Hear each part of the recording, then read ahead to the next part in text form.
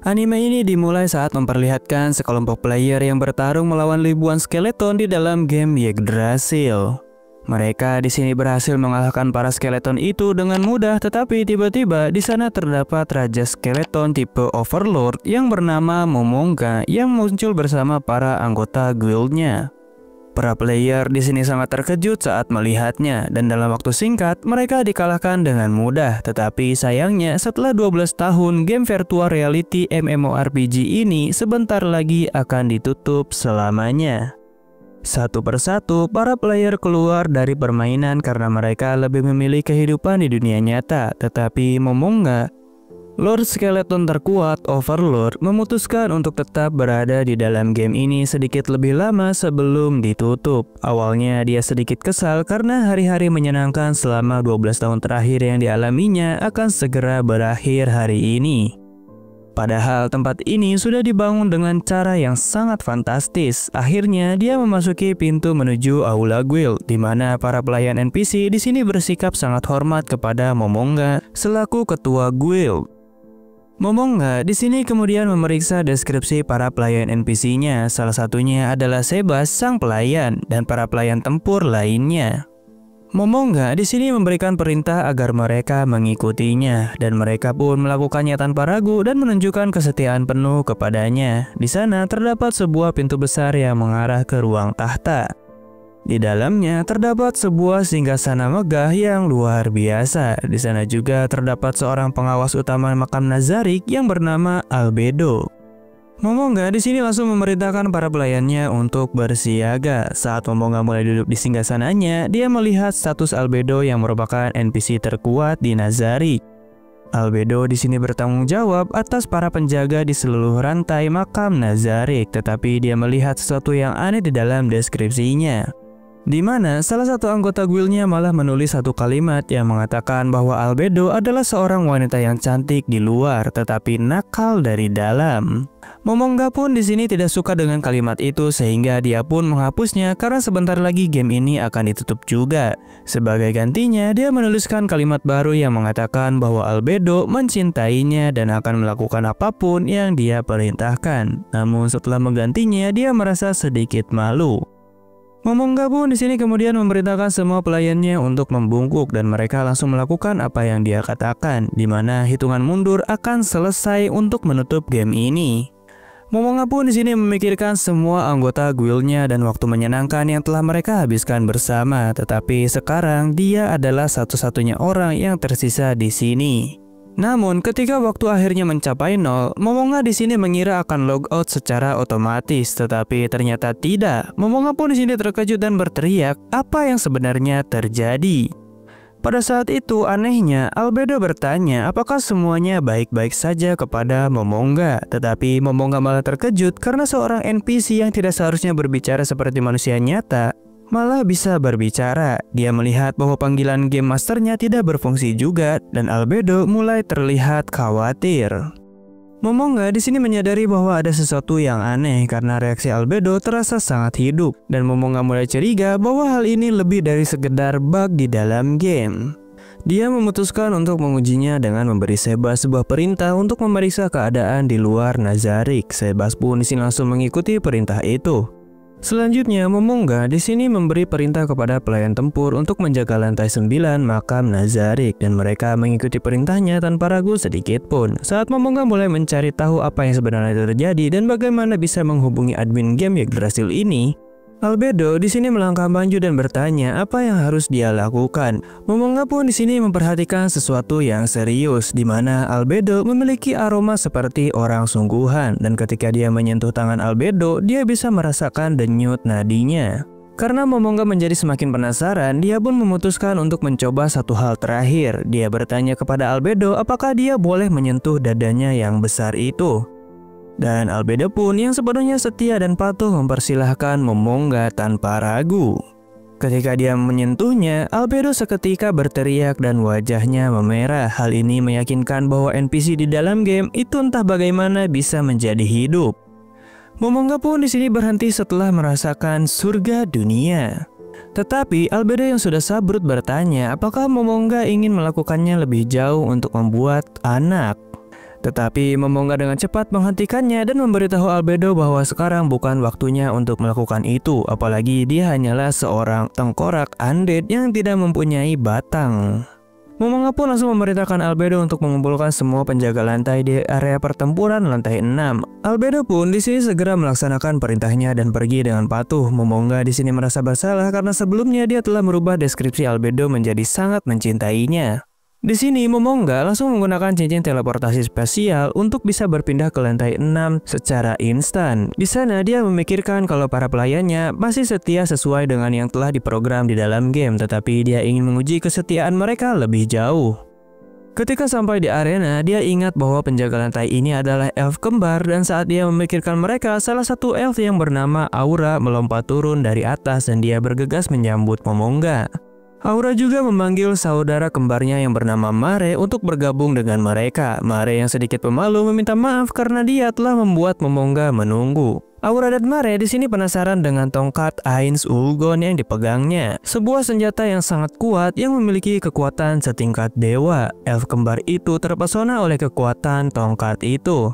Momonga pun di sini menjelaskan bahwa dia ingin melakukan beberapa uji coba terhadap tongkatnya. Dan Aura di sini bersemangat untuk membantu. Momonga pun di sini menggunakan tongkat itu untuk memanggil seekor makhluk buas yang memiliki level 80. Lalu Momonga pun ingin Aura dan Mare untuk mencoba melawannya. Aura di sini bersemangat untuk bertarung, tetapi Mare terlihat sedikit takut dan saat pertarungan dimulai, Aura menyerang makhluk itu. Sementara Mare menggunakan sihir untuk melindungi kembarannya dengan menciptakan sebuah perisai. Seperti yang diharapkan Momonga, mereka mampu mengalahkan monster itu tanpa kesulitan karena perbedaan level yang cukup jauh. Setelah pertarungan, Momonga menghubungi Sebas untuk memeriksa apakah ada masalah di luar makam Nazarik melalui sihir telepati. Sebas pun di sini melaporkan bahwa ada masalah kecil dan Momonga memintanya untuk datang ke lantai 6 untuk menjelaskan detailnya secara langsung. Elf kembar itu kembali kepada Momonga setelah pertarungan dan dia menawarkan mereka air. Setelah meminumnya, Aura mengatakan bahwa dia mengira kalau Momonga akan sangat menakutkan. Momonga pun di sini berkata kalau dia bisa saja menjadi lebih mengerikan jika mereka mau. Tapi mereka di sini sudah sangat senang dengan kebaikan yang Momonga kasih. Tepat saat itu seorang NPC lainnya tiba dan mulai berdebat dengan Aura. Momonga di sini mengamati mereka dan bertanya-tanya apakah para NPC sekarang benar-benar bertindak seperti orang sungguhan dan hidup. Dia kemudian merenungkan apakah mungkin baginya untuk kembali ke dunia nyata, tetapi dia sudah tidak memiliki keluarga, teman, bahkan tidak memiliki seorang pacar di dunia nyata. Jadi Momonga memikirkan jika kembali ke kehidupan nyata pun semuanya tidak akan berubah. Tidak lama setelah itu, semua penjaga di sini berkumpul di hadapan Momonga. Albedo di sini sebagai pemimpin penjaga menyuruh mereka untuk membungkuk kepada tuan mereka dan setiap penjaga lantai memperkenalkan diri. Ada Demiurgus dari lantai 7, Aura dan Mare dari lantai 6, Cocytus dari lantai 5, dan Saltier yang bertugas untuk menjaga lantai pertama, kedua, dan ketiga. Mereka semua adalah penjaga lantai yang sangat kuat berlevel 100. Albedo yang bertugas sebagai pengawas para penjaga mengatakan semua orang telah hadir kecuali penjaga lantai 4 dan lantai 8 yang tidak dipanggil oleh Momonga telah tiba dan mereka semua bersumpah setia kepada Momonga. Momonga langsung menyuruh mereka semua untuk bangkit, tetapi tanpa sadar Momonga malah mengeluarkan aura negatif yang begitu pekat. Momonga juga berkata bahwa dia percaya mereka akan melakukan tugasnya dengan sangat baik. Hal ini membuat semua penjaga lantai merasa senang. Pada saat itu, Sebastian di sini melaporkan penemuannya bahwa seluruh makam Nazarik telah dipindahkan ke lokasi yang tidak diketahui karena saat ini mereka berada di padang rumput luas. Momonga pun di sini terkejut, namun dia memerintahkan para penjaga untuk memperkuat pertahanan makam Nazarik dan memerintahkan Mare untuk menyembunyikan makam dengan menutupinya menggunakan sihir tanah. Dia juga meminta agar membuat perbukitan palsu di sekitarnya supaya mereka tidak mengundang musuh yang tidak perlu. Momonga di sini kemudian bertanya pendapat semua orang tentang dirinya dan setiap penjaga memuji Momonga layaknya orang paling terhormat dan bijaksana, terutama Albedo yang terang-terangan berkata kalau Momonga adalah idaman untuk dirinya. Momonga pun di sini menerima semua pujian itu dan berharap mereka semua bisa terus melayaninya sampai akhir. Setelah meninggalkan lantai 6, Aura dan Mare merasa kalau Momonga tadi terasa menakutkan, padahal sebelumnya dia sangatlah baik. Dan Albedo yang merasa cinta mati kepada Momonga pun merasa hal tersebut sangatlah benar. Saltier di sini berkomentar betapa kuatnya dan menariknya Momonga ketika tadi hingga membuat dia basah di rahimnya. Mendengar hal itu, Albedo di sini marah karena Saltier berkata tidak senonoh. Mereka pun di sini berebut tentang siapa yang lebih mencintai Momonga dan akan menjadi istrinya. Hal ini juga membuat Demiurgus cukup tertarik karena jika sampai Momonga mempunyai keturunan, maka hal itu akan membuat mereka bisa melayani keturunan sang pencipta mereka jika suatu saat Momonga juga akan pergi seperti para petinggi lain. Hingga akhirnya Demiurgus di sini turun tangan untuk menghentikan pertikaian antara Saltier dan Albedo. Demiurgus di sini mengingatkan mereka harus fokus kepada tugas tentang tugas yang sudah diberikan. Momonga di sini merasa heran dengan pandangan hormat dari para bawahannya. Dan setelah dia ke kamar, dia ingin mencoba berbagai hal termasuk memakai pedang. Jika di dalam game tidak bisa menggunakan pedang karena kelasnya adalah penyihir. Ternyata di sini juga sama, tetapi Momonga bisa berubah menjadi kesatria dan mengayunkan pedang tersebut dengan kuat meski levelnya akan turun jauh. Momonga pun di sini memberitahu pelayan bahwa dia akan keluar sebentar dan meskipun para penjaga siap untuk bersamanya, Momonga bersikeras untuk pergi sendiri karena ada sesuatu yang ingin dia lakukan. Ketika Momonga melangkah keluar, dia terkejut menemukan Demiurge dan para penjaga yang lainnya yang sedang bersiap untuk melakukan tugas penjagaan. Demiurge di sini kaget karena ada Momonga tanpa pengawalan. Jadi Demiurge mengatakan kalau dia tidak bisa membiarkan Momonga pergi sendirian. Akhirnya Momonga pun di sini setuju untuk membiarkan Demiurge ikut bersamanya. Saat keluar, Momonga terkagum dengan langit yang indah ini. Meski langit di lantai 6 buatan salah satu temannya yaitu Blue Planet juga bagus, tetapi di sini ada di tingkatan yang berbeda. Setelah terbang menggunakan item sihir, Momonga di sini mengagumi betapa indahnya langit malam ini sebagai permata. Demiurgus di sini mengatakan kalau permata di dunia ini pasti ada untuk Momonga dan Momonga pun di sini tersenyum sambil berkata bahwa mungkin menaklukkan dunia untuk menikmati seisinya akan menarik juga. Meski Momonga itu bercanda tentang hal itu, tetapi Demiurgus terkagum dan menganggapnya serius. Di saat itu, Momonga melihat Mare yang sedang bekerja untuk menyembunyikan markas mereka. Dia pun segera menghampiri Mare dan mengucapkan terima kasih atas kerja kerasnya yang telah berusaha menyembunyikan markas Nazarick. Dia pun di sini langsung memberikan Ring of Ice Ulgon yang bisa membuatnya berteleportasi secara instan di Nazarick sebagai imbalan untuk pekerjaannya. Mare di sini sangat senang dan mengucapkan terima kasih atas pemberian mewah ini, tetapi Mare heran kenapa Momonga datang ke sini dengan wujud seperti itu. Tidak lama setelah itu, Albedo tiba-tiba datang dan menjelaskan kalau tujuan Momonga datang ke sini untuk melihat situasi tanpa membuat gaduh para bawahannya, yang pastinya mereka akan menghentikan pekerjaan dan memberikan hormat kepadanya.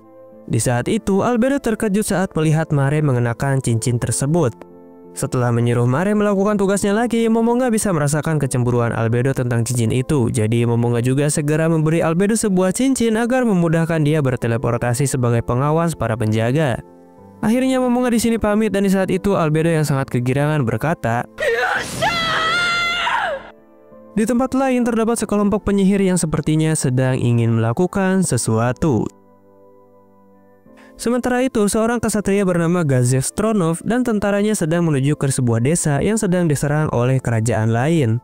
Stronov di sini tahu bahwa serangan itu bertujuan untuk menjebaknya, tetapi dia tetap bertekad untuk membantu desa itu dan melawan balik. Sebab dulu dia hidup di desa juga yang selalu menunggu pertolongan dari petualang atau bangsawan ketika dalam bahaya, tetapi hal itu tidak pernah terjadi. Jadi kali ini dia akan menjadi salah satu pahlawan untuk membantu mereka yang sedang kesusahan.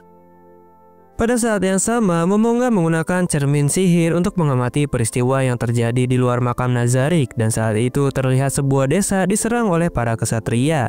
Awalnya, Momonga di sini mengira itu sebuah festival, tetapi ketika dia melihatnya lebih dekat, dia menyadari bahwa para kesatria sedang membunuh orang-orang yang tidak bersalah. Pada awalnya, Momonga di sini tidak tertarik untuk membantu mereka karena tidak ada untungnya. Namun ketika dia melihat Sebas, dia seakan teringat kepada teman guildnya yang bernama Touchme, di mana Touchme pernah menyelamatkan Momonga ketika masih lemah yang dibully oleh para player lain dan menyelamatkannya tanpa mengharapkan apapun.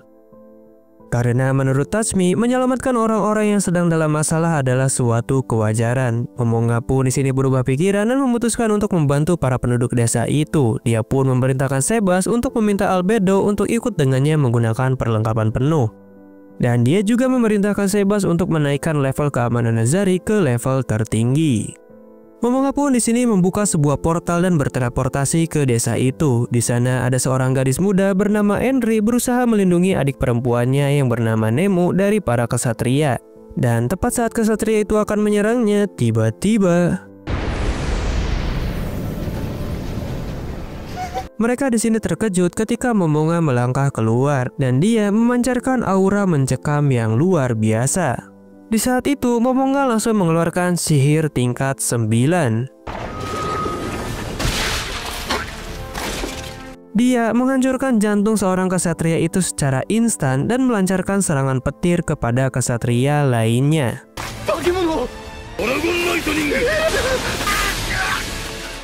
Momonga di sini sedikit kecewa karena dengan sihir tingkat rendah saja mereka bisa langsung meninggal. Kemudian Momonga pun langsung membangkitkan kesatria itu untuk menjadi Undead Death Knight, lalu menyuruhnya untuk menghabisi seluruh tentara yang ada di desa ini. Tidak lama kemudian, Albedo tiba dan bertanya apa yang harus dia lakukan terhadap manusia rendahan di sini. Momonga pun di sini memberitahu bahwa untuk saat ini para kesatria yang menjadi musuh mereka. Dia kemudian memberikan Henry sebuah ramuan penyembuh merah, tetapi Henry mengira itu adalah sebuah racun sehingga dia ingin meminumnya asal adiknya bisa diselamatkan. Momonga pun di sini bingung kenapa mereka tidak mempercayainya. Hal ini membuat Albedo marah karena kebaikan hati tuannya malah dianggap sebagai keraguan dan dia berniat menghabisi mereka, tetapi Momonga menghentikannya. Dia di sini berhasil meyakinkan Henry kalau ramuan tersebut adalah ramuan penyembuh dan lukanya pun ternyata langsung sembuh ketika Henry sudah meminumnya. Mereka di sini terkejut dan di sini Momonga mulai merapalkan mantra perlindungan di sekitar dua gadis itu untuk menjaga mereka tetap aman dari serangan. Dia juga bahkan memberikan Henry sebuah dua trompet yang akan memanggil pasukan goblin jika dia berada dalam masalah. Saat dia bersiap untuk pergi, Henry berterima kasih kepada Momonga dan menanyakan namanya.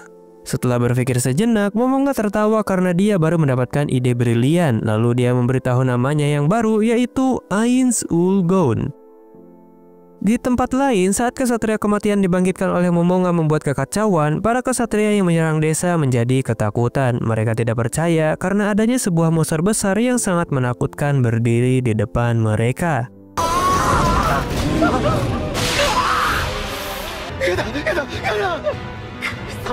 Siapapun yang mencoba melarikan diri dengan cepat akan dilenyapkan oleh Death Knight tanpa ampun. Pemimpin para kesatria di sini merasa ketakutan dan dia memerintahkan bawahannya untuk menahan monster itu agar dia bisa mundur dan akan memberikan kompensasi yang sangat luar biasa. Namun di saat dia mundur, dia melihat ada seorang mayat kesatria di dekatnya. Pemimpin itu pun panik dan terjatuh di tanah karena dia sudah menjadi undead.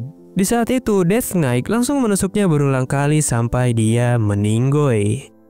Sementara itu, para penduduk desa yang menyaksikan kejadian itu menjadi sangat ketakutan. Karena pemimpin kesatria itu telah mati menyedihkan, Death Knight kemudian melihat sisa para kesatria. Wakil pemimpin kesatria menyuruh para pasukannya untuk tetap tenang dan mundur secara perlahan. Dia mengirim beberapa kesatria untuk memperlambat pergerakannya.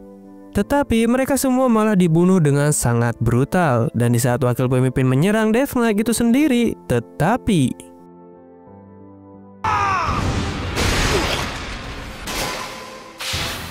tepat ketika semuanya nampak putus asa, Momonga tiba dan memerintahkan Death Knight untuk berhenti. Semua orang pun di sini menatapnya dengan kagum. Momonga di sini terlihat sangat kuat dan misterius dengan mengenakan topeng bersama Albedo di sampingnya. Kemudian Momonga di sini memperkenalkan dirinya sebagai Ainz Ul Gown, seorang penyihir. Dia memperbolehkan para kesatria yang selamat untuk pergi, tetapi dia memperingatkan mereka untuk memberitahu atasannya bahwa jika sampai berani membuat masalah di sini lagi, maka mereka akan menghancurkan kerajaan mereka tanpa ampun. Para kesatria yang ketakutan itu pun segera melarikan diri secepat mungkin karena mereka tidak ingin mati. Setelah pertarungan, Momonga pun di sini mengatakan kepada para penduduk kalau mereka semua telah aman. Para penduduk di sini pun berterima kasih kepadanya karena telah dibantu. Momonga kemudian mulai mengobrol dengan kepala desa untuk mengumpulkan informasi tentang dunia ini termasuk mata uang dan yang lainnya. Dia di sini mempelajari bahwa ada beberapa kerajaan saat ini, yaitu Kerajaan Riestis, Kekaisaran Baharut, Teokrasi Slain, dan lain-lain. Dan kota terdekat di sini adalah Erantel, tempat para petualang berkumpul. Momonga di sini berniat pergi ke sana untuk mencari informasi lebih lanjut. Dia juga sadar kalau wujudnya yang merupakan Overlord akan menakuti semua orang, jadi dia akan menghapus ingatan dari Henry dan adiknya tentang wujud asli dia. Di tempat pemakaman, Momonga memutuskan untuk tidak menghidupkan kembali para penduduk desa yang telah mati menggunakan alat sihirnya karena dia khawatir hal itu bisa menyebabkan masalah di kemudian hari. Saat dia bersiap untuk pergi, dia memberitahu Albedo untuk bersikap baik kepada manusia. Albedo di sini tampak setuju saja, tetapi terlihat jelas bahwa dia tidak menyukai hal itu sebab Albedo merasa kalau para manusia itu bagaikan serangga yang tidak berguna. Dan saat Momonga akan pamitan untuk pergi, kepala desa memberitahunya bahwa terdapat banyak kesatria yang sedang dalam perjalanan kemari. Momonga pun di sini mengerti, meski terdengar merepotkan, jadi dia memerintahkan semua orang untuk mengungsi, sementara dia dan kepala desa akan menghadapi kesatria itu. Ketika para kesatria tiba, pemimpin mereka Gazev Stronov memperkenalkan dirinya sebagai kepala prajurit kerajaan Riestis. Dia menjelaskan bahwa dirinya dikirim oleh Raja Riestis untuk menghentikan para kesatria yang telah menyerang desa di sekitar. Momonga di sini memberitahu bahwa dia telah menangani masalah itu dan memulai memperkenalkan dirinya sebagai seorang Magicaster. Mendengar hal itu, Stronov di sini berterima kasih kepada Momonga karena telah menyelamatkan para warga desa. Tetapi pada saat itu, salah satu prajurit Stronov melaporkan bahwa mereka telah dikepung oleh banyak musuh yang tidak dikenal yang sedang mendekati desa. Sementara itu, di teokrasi selain kepala pendeta memerintahkan Kapten Grid untuk membunuh Stronov, seorang warrior terkuat di kerajaan Riestis. Untuk jaga-jaga jika terjadi sesuatu, pendeta itu pun memberikan Grid sebuah item sihir yang sangat kuat. Grid pun di sini kemudian langsung mengumpulkan pasukannya dan menuju ke desa untuk melaksanakan tugasnya. Saat mereka tiba, Momonga bertanya kepada Stronov siapa musuh baru mereka ini. Stronov di sini menjelaskan bahwa mereka kemungkinan adalah pengguna sihir yang dikirim oleh teokrasi Slain yang memiliki daya tempur penyihir seperti itu. Para kesatria yang sebelumnya menyerang pun kemungkinan orang suruhan dari teokrasi Slain juga. Stronov di sini meminta Momonga untuk membantunya melawan pasukan teokrasi, tetapi Ainz menolaknya dan dia pun mengerti dengan keputusan Ainz, tetapi dia meminta satu hal kepadanya untuk melindungi para warga desa di sini sambil menunduk. Namun Ainz di sini memberitahunya untuk tidak berlebihan seperti itu. Dia juga berjanji bahwa dirinya akan menjaga desa agar tetap aman. Mendengar itu, Stronov di sini berterima kasih karena dia bisa pergi dengan tenang jika ada Ainz yang mau melindungi desa di sini. Sebelum menuju medan pertempuran, Ainz di sini memberikan Stronov sebuah item sihir sebagai tanda pertemuan mereka. Stronov kemudian mempersiapkan para prajuritnya untuk bertempur dan dia memimpin mereka dalam serangan langsung melawan para musuh. Para penduduk desa di sini khawatir terhadap Stronov, tetapi Ainz mengatakan kalau Kapten Stronov akan kabur begitu dia membuat celah. Di sana dia mulai melepaskan sebuah anak panah, tetapi sihir musuh memblokirnya. Di saat dia akan menyerang dengan pedangnya, tetapi kudanya malah terkena serangan yang membuatnya terjatuh. Tiba-tiba makhluk seperti malaikat muncul dan menyerangnya. Stronov di sini berhasil menyerangnya dengan pedang, tetapi malaikat itu tidak terluka. Kemudian malaikat itu bersiap untuk menyerang, tetapi Stronov di sini menggunakan skill seni bela diri dan berhasil mengalahkan malaikat itu. Namun sayangnya di saat itu terdapat lebih banyak lagi malaikat yang muncul dan tentara Stronov datang kembali untuk menyelamatkan kaptennya. Lalu mereka pun di sini mulai bentrok. Sayangnya, kemampuan tempur mereka di sini kalah telak akibat kalah jumlah. Stronov di sini sadar kalau dirinya berada di posisi yang tidak menguntungkan. Jadi dia memutuskan untuk menghabisi duluan pemimpin musuh yang mengendalikan para malaikat itu. Saat dia berlari menerjang melewati para malaikat, dia menggunakan skill bela dirinya yang kuat untuk menebas mereka sekaligus. Para prajurit di sini terkesan dengan kekuatan Stronov, tetapi Grid di sini memperingatkan Stronov bahwa dia tidak mungkin menang jika hanya seperti itu. Para malaikat di sini mulai bermunculan lagi dan membuat para pasukan Stronov putus asa. Kemudian Grid memerintahkan para malaikat untuk memusatkan serangannya kepada Stronov. Para penyihir juga di sini mulai melancarkan mantra kepada Stronov dan membuatnya kehilangan banyak darah. Meskipun terluka, Stronov di sini terus bertarung, tetapi dia mulai semakin melemah. Akibatnya, dia berhasil diserang oleh malaikat hingga dia terjatuh. Kapten Grid di sini memerintahkan para malaikat untuk menghabisinya secara perlahan. Jika dia tidak melawan, maka dia akan mengasihani Stronov dengan kematian yang tidak menyakitkan. Dan saat Stronov terbaring, dia berjuang keras untuk berdiri lagi dan mengatakan bahwa dia adalah warrior terkuat di kerajaan Riestis. Dia tidak akan membiarkan orang-orang ini berbuat seenaknya. Grid pun di sini mengejek Stronov dan mengatakan bahwa setelah mereka membunuhnya, mereka juga akan menghancurkan desa itu. Anehnya, Stronov di sini malah tertawa. Sehingga hal itu membingungkan Kapten Grid. Dan Stronov di sini mengatakan bahwa ada seseorang yang lebih kuat darinya di desa itu. Grid mengira kalau Stronov berbohong dan memerintahkan para malaikat untuk membunuhnya sekarang. Tapi sebelum mereka membunuhnya, tiba-tiba dia berpindah ke desa Karnel lagi. Kepala desa di sini menjelaskan bahwa Tuan Ainz Ulgon menghilang saat tepat Stronov tiba di sini. Stronov pun di sini menyadari bahwa patung kecil yang telah diberikan oleh Ainz itu adalah sebuah item teleportasi. Sementara itu, Momonga kini berada di garda terdepan medan perang. Grid di sini bertanya, siapa gerangan Kisanak ini? Momonga pun di sini memperkenalkan dirinya sebagai Ainz Ulgon. Grid mengira bahwa Ainz datang untuk memohon agar nyawa para penduduk desa diampuni, tetapi Ainz dengan tenang menjawab tidak karena tujuannya datang ke sini yaitu untuk memberikan dua pilihan untuk Grid. Yang pertama yaitu jika dia menyerah, maka dirinya akan membuat kematian Grid tidak terasa menyakitkan. Dan pilihan kedua, jika dia melawan maka dirinya akan mati dalam penderitaan. Mendengar omongan yang sombong itu, Grid memerintahkan para malaikatnya untuk menyerang. Setelah itu Grid awalnya senang, namun Ainz di sini menjelaskan bahwa dia menggunakan sebuah special ability yang bisa membuatnya kebal terhadap serangan fisik dari musuh yang berlevel rendah. Lalu mereka terkejut dengan serangan tersebut. Di sini Ainz kemudian berkata bahwa sekarang adalah gilirannya untuk menyerang.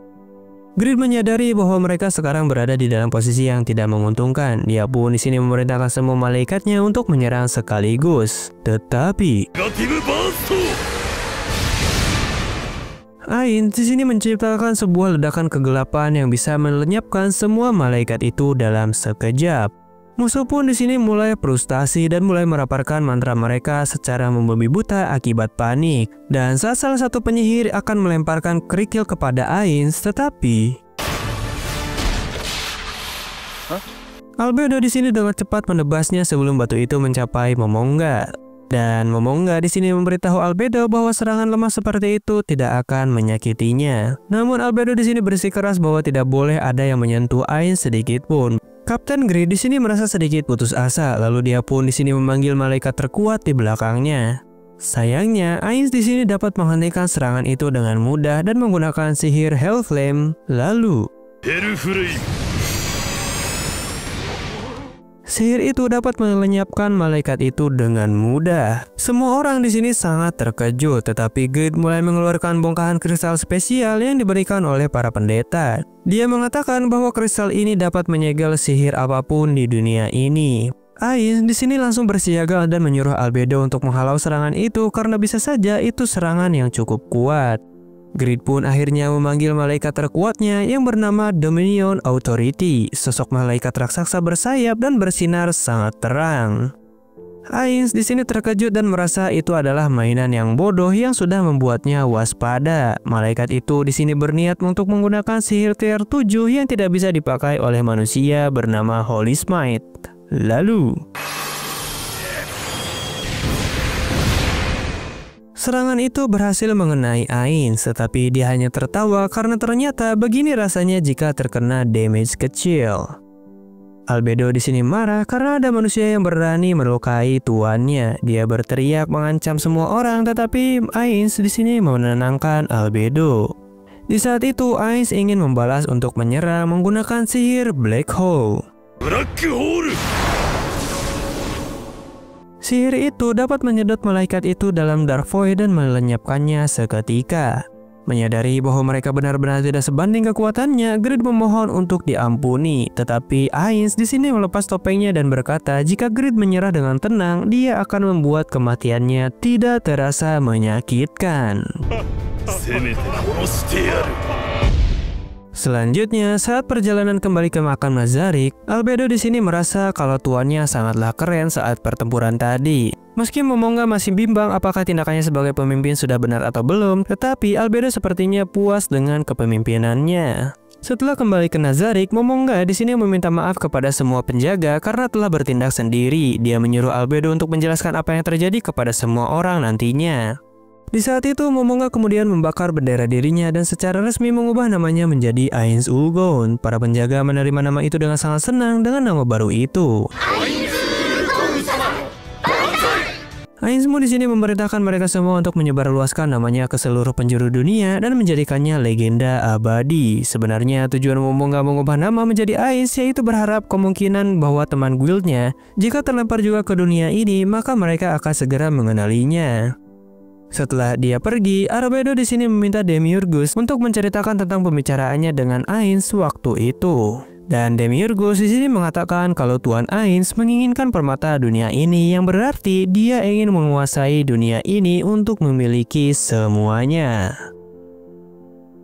Kemudian, Albedo menyerahkan laporan tentang kejadian kemarin kepada Ainz kalau Greed adalah salah satu pasukan kitab hitam dari selain teokrasi. Saat ini akan sangat berbahaya jika mereka berinteraksi dengan selain teokrasi, jadi untuk saat ini mereka akan siaga terhadap negara itu. Dia mengungkapkan cintanya kepada Ainz juga dan mengatakan bahwa dia senang melayaninya dengan cara apapun yang Ainz inginkan. Ainz berkata bahwa dia seharusnya tidak mengubah deskripsi Albedo karena itu telah dibuat oleh penciptanya Tabula Smaragdina, tetapi Albedo bersikeras bahwa dia dengan senang hati menerima dirinya yang sekarang. Dia bahkan telah menghayal tentang menikahi Ainz suatu hari nanti. Saat itu juga, Saltier di sini datang menyapa Ainz sambil memuji penampilan Ainz yang sangat gagah menurutnya. Mendengar hal itu, Albedo awalnya berkata kalau urusan Saltier sudah selesai maka dia boleh pergi karena saat ini dia sedang ada hal yang harus dibicarakan dengan Ainz.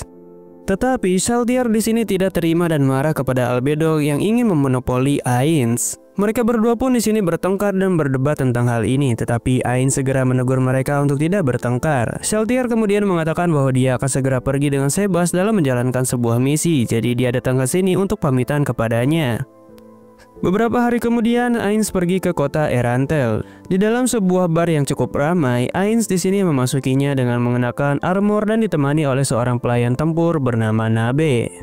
Semua orang di sini menoleh kepada mereka karena pengguna armor full plate sangatlah jarang di sini. Ainz pun di sini meminta sebuah kamar tanpa makanan dan dia pun membayar sebanyak 7 koin chopper. Saat mereka menuju kamar, seorang petualang lain yang iri mencoba mencari masalah dengannya, tetapi Ainz di sini dengan santuy lewat. Hal itu membuat si petualang marah dan ingin Nabe untuk mengobati lukanya di sebuah kamar. Mendengar tuntutan yang tidak masuk akal itu, Ainz tertawa karena keroco seperti mereka ternyata mempunyai nyali juga. Dia pun mengangkat pria itu dengan mudah dan melemparnya. Tapi di saat itu, ada seorang petualang wanita yang berteriak dan marah karena potion yang dia beli dengan harga yang cukup mahal malah hancur oleh tindakan Ainz. Dia pun di sini mendekat dan menuntut agar Ainz mengganti kerugiannya. Ainz di sini memberitahu bahwa pria-pria itulah yang seharusnya bertanggung jawab karena mereka mencari masalah. Tetapi wanita itu berkata bahwa mereka pasti tidak mempunyai cukup uang karena selalu judi dan mabuk-mabukan. Dia kemudian meminta Ainz untuk menggantinya dengan uang atau ramuan yang sama yang dia punya. Karena Nabe di sini terlihat sangat marah kepada wanita itu, akhirnya Ainz pun di sini memberikan ramuan merah supaya situasinya tidak semakin parah, dan wanita itu pun mengambilnya meski baru melihat potion warna merah di dunia ini. Kemudian ketika di kamar, Ainz di sini melepas topengnya dan bertanya kepada Nabe apa pendapatnya tentang para manusia. Nabe pun di sini menjawab bahwa dia menganggap kalau manusia adalah sampah. Ainz di sini tidak akan menyalahkan persepsi itu, tetapi saat ini mereka sedang berperan sebagai petualang, jadi Nabe harus menahan emosinya dengan sangat baik. Ainz juga menyuruh Nabe untuk memanggilnya Momon untuk menjaga identitas asli mereka tetap rahasia, di mana tujuan mereka saat ini adalah untuk mempelajari lebih lanjut tentang dunia baru ini, dan dia ingin naik peringkat sebagai petualang supaya bisa mendapatkan akses yang lebih baik untuk mencari informasi. Nabe pun di sini memuji rencana Ainz alias Momon. Momon di sini kemudian mengingatkannya bahwa mereka kehabisan uang dan tidak bisa menggunakan kekayaan makam Nazarik karena akan menarik perhatian jika ada player lain yang datang ke dunia ini dan mengetahui mata uang Yggdrasil. Sementara itu wanita tadi membawa ramuan merahnya ke apoteker terbaik di kota untuk dinilai. Cucu dari apoteker yang terkenal itu bernama Nefiria Bareare. Dia menunjukkan ramuan itu kepada neneknya, Lizzie Bareare. Kemudian mereka mulai memeriksanya dengan sihir. Di sana dia terkejut karena ramuan itu adalah ramuan penyembuh yang luar biasa, setara dengan sihir tier 2 dan bisa mencapai 8 koin emas untuk harganya. Ramuan itu sangat berharga sehingga bisa membuat wanita itu menjadi incaran jika orang lain mengetahuinya. Nenek Lizzie pun di sini kemudian membuat sebuah permintaan kepada wanita itu tentang informasi pemilik posion itu. Di guild petualang Erantel, di mana Ainz menggunakan nama Momon sebagai petualang, dia berdiri di sebuah papan yang penuh dengan sebuah lembaran pekerjaan. Namun masalahnya di sini dia tidak mengerti bahasanya. Beberapa petualang di sekitarnya mulai berbisik dan bergosip tentangnya. Mereka mengagumi arwah mewahnya dan berasumsi bahwa Ainz adalah seorang anak kaya raya yang manja. Gosip-gosip itu nampak sedikit mengganggu Nabe yang tidak suka kepada mereka. Akhirnya, Momon di sini memilih secara acak salah satu kertas untuk bertanya kepada resepsionis apakah dia bisa mengambil pekerjaan itu. Dan resepsionis itu menjelaskan bahwa misi yang dipilih oleh Momon hanya bisa digunakan oleh petualang peringkat tinggi, yaitu minimal Mithril. Tapi meski begitu, Momon tetap ingin melaksanakan misi itu karena Nabe adalah pengguna sihir tier 3 dan dia adalah kesatria yang setara dengan itu. Jadi dia bisa dengan yakin bisa melakukan misi tersebut. Namun sekali lagi si resepsionis tidak mengizinkannya karena aturan yang sudah dibuat. Jadi pada akhirnya Momon pun hanya meminta pekerjaan yang paling sulit di tingkat petualangnya. Dan si resepsionis itu pun setuju dan akan segera mencarikannya. Momon di sini merasa lega karena kebohongannya berhasil untuk mengecoh wanita itu. Di saat itu, tiba-tiba sekelompok petualang mendekatinya dan mengundang Momon untuk bergabung dengan parti mereka supaya bisa mengerjakan sebuah quest. Dan pemimpin mereka bernama Peter, memperkenalkan diri parti mereka yang bernama Sword of Darkness. Di sana juga ada Luke Luther yang bertugas sebagai pengintai dan ada Dainwood Wonder, seorang druid yang bisa menyembuhkan dan mengendalikan alam. Lalu ada Ninya, seorang penyihir berbakat yang bertugas sebagai perencana strategi dan otak dari parti mereka. Peter di sini menyebutkan bahwa Ninya memiliki sebuah talent yang cukup langka dan Ainz bertanya apa bakatnya. Peter pun di sini menjelaskan bahwa Ninya dapat mempelajari sihir hanya dalam setengah waktu yang dibutuhkan oleh orang lain. Jadi jika orang biasa mempelajari sihir selama 2 tahun, maka Ninya hanya membutuhkan 1 tahun saja. Tetapi Ninya di sini merendah dan mengatakan bahwa ada seorang penyihir jenius yang lebih terkenal darinya, yaitu bernama Nefiria Bareare di kota Erantel ini. Di mana bakat Nefiria Bareare ini memungkinkannya dapat menggunakan item apapun. Mendengar hal itu, Nabe mengatakan bahwa Nefiria ini cukup berbahaya kepada Ainz. Dan Peter kemudian menjelaskan misi mereka, yaitu berburu monster di dekat kota Erantel. Momon pun di sini setuju untuk membantu mereka dan untuk membangun kepercayaan, dia melepas helmnya untuk menunjukkan wajahnya. Luke Luther di sini sedikit terkejut karena wajah Momon terlihat cukup tua. Padahal yang mereka tidak tahu adalah wajah Momon itu adalah sebuah ilusi dan bukan yang sebenarnya. Di sana Luke Luther bertanya tentang hubungan Momon dan Nabe. Apakah mereka sepasang kekasih? Tetapi Momon dengan santai menjawab bahwa Nabe adalah rekannya. Terlihat kalau Luke Luther nampaknya tertarik kepada kecantikan Nabe yang luar biasa. Dia mulai menggodanya dan mengajaknya untuk berkencan. Tetapi Nabe yang jelas-jelas kesal dan tidak suka manusia menyuruhnya untuk pergi dan mengancam akan membelah mentimunnya jika dia terus kurang ajar seperti itu.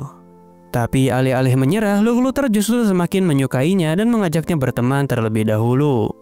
Peter di sini merasa malu dengan perilaku anggotanya. Dia pun meminta maaf dan mencoba mengendalikan keadaan. Saat mereka akan segera berangkat dalam misi, seorang resepsionis mendekat dan memberitahu Momon bahwa dia telah diminta secara spesial untuk mengerjakan sebuah pekerjaan lain oleh seseorang bernama Nefiria.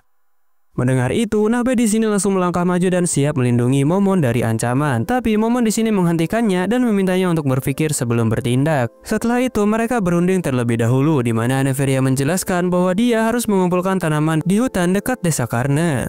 Jadi dia membutuhkan perlindungan saat perjalanannya ke sana. Momon di sini sedikit kaget karena desa yang sudah dia selamatkan ternyata akan dituju dalam misi kali ini. Tetapi karena Momon merasa tidak bisa melindunginya dengan baik karena statusnya sedang di-nerf, jadi dia menyarankan kepada Nefiria untuk merekrut party Sword of Darkness juga supaya bisa mengambil pekerjaan itu sebagai partner tambahan. Mereka pun di sini setuju untuk membantu dan berterima kasih atas tawaran tersebut. Momon pun di sini bertanya kepada Nefiria juga mengapa dia secara khusus memilihnya, padahal dia baru saja sampai ke kota ini kemarin dan tidak mempunyai kenalan siapapun. Nefiria pun di sini akhirnya mengakui bahwa dia telah mendengar rumor dari seorang petualang kalau Momon atau Ainz bisa menjatuhkan petualang dengan mudah yang rank petualangnya di atas dia. Dan karena Momon adalah petualang tingkat tembaga, maka akan lebih murah untuk menyewanya juga. Momon pun di sini menerimanya, tetapi dia memikirkan sesuatu. Sementara itu, di suatu tempat lain di Erantel, sosok misterius yang mengenakan jubah menyelinap ke sebuah pemakaman umum dan dia membuka pintu tersembunyi dan turun ke ruang bawah tanah rahasia. Begitu di dalam, dia memanggil seseorang yang bernama Khajiit. Seorang pria tua pun muncul dari bayangan dan wanita jubah itu menunjukkan sebuah harta berharga, yaitu mahkota kebijaksanaan yang dia curi dari seorang putri di Theocrasis Lane. Khajiit di sini menjelaskan bahwa mahkota itu memiliki kekuatan untuk mengubah pemakainya menjadi pengguna sihir yang kuat, tetapi benda itu cukup berbahaya karena dapat mengendalikan pikiran pemakainya.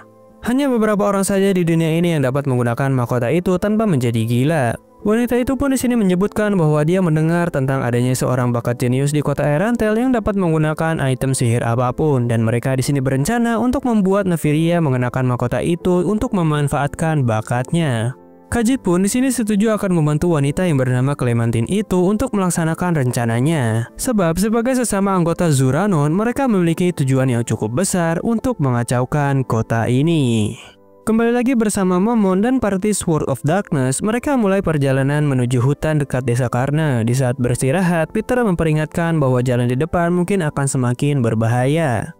Lukruter di sini masih mencoba mendekati Nabe dengan berbagai cara, tetapi Nabe merasa kesal dan meminta izin kepada Momon untuk menghajarnya. Ninya di sini menyebutkan bahwa hutan di depan sini adalah rumah bagi makhluk sihir yang dikenal sebagai Raja Hutan Bijak. Makhluk itu adalah binatang buas berkaki 4 dan berekor ular. Momon di sini sedikit tertarik dan mengatakan bahwa dia ingin bertemu dengan binatang tersebut. Sementara itu, di Nazarick, Demiurgus pergi ke kamar Ainz. Namun ketika masuk, dia malah menemukan Albedo yang sedang tidur di tempat tidur Ainz. Albedo di sini menjelaskan bahwa dia sedang menempelkan aroma tubuhnya di tempat tidur Ainz, sehingga ketika Ainz kembali, dia akan mencium aroma tubuhnya. Albedo di sini mengeluarkan sebuah bantal bergambar Ainz yang semakin mengejutkan Demiurgus. Dan Demiurgus di sini hanya bisa tertawa dan berkata kalau dia akan merasa terhormat untuk melayani anak-anak Ainz di masa depan jika Albedo memang akan menjadi istri Ainz. Kembali lagi ke hutan, Momon di sini mengobrol dengan Ninya sambil mencoba mempelajari lebih lanjut tentang dunia ini, mulai dari sihir dan peradabannya. Namun di saat itu, Lukruter terus menggoda Nabe sehingga dia terus ditolak dengan komentar pedas dan hanya membuat Lukruter semakin menyukainya saja.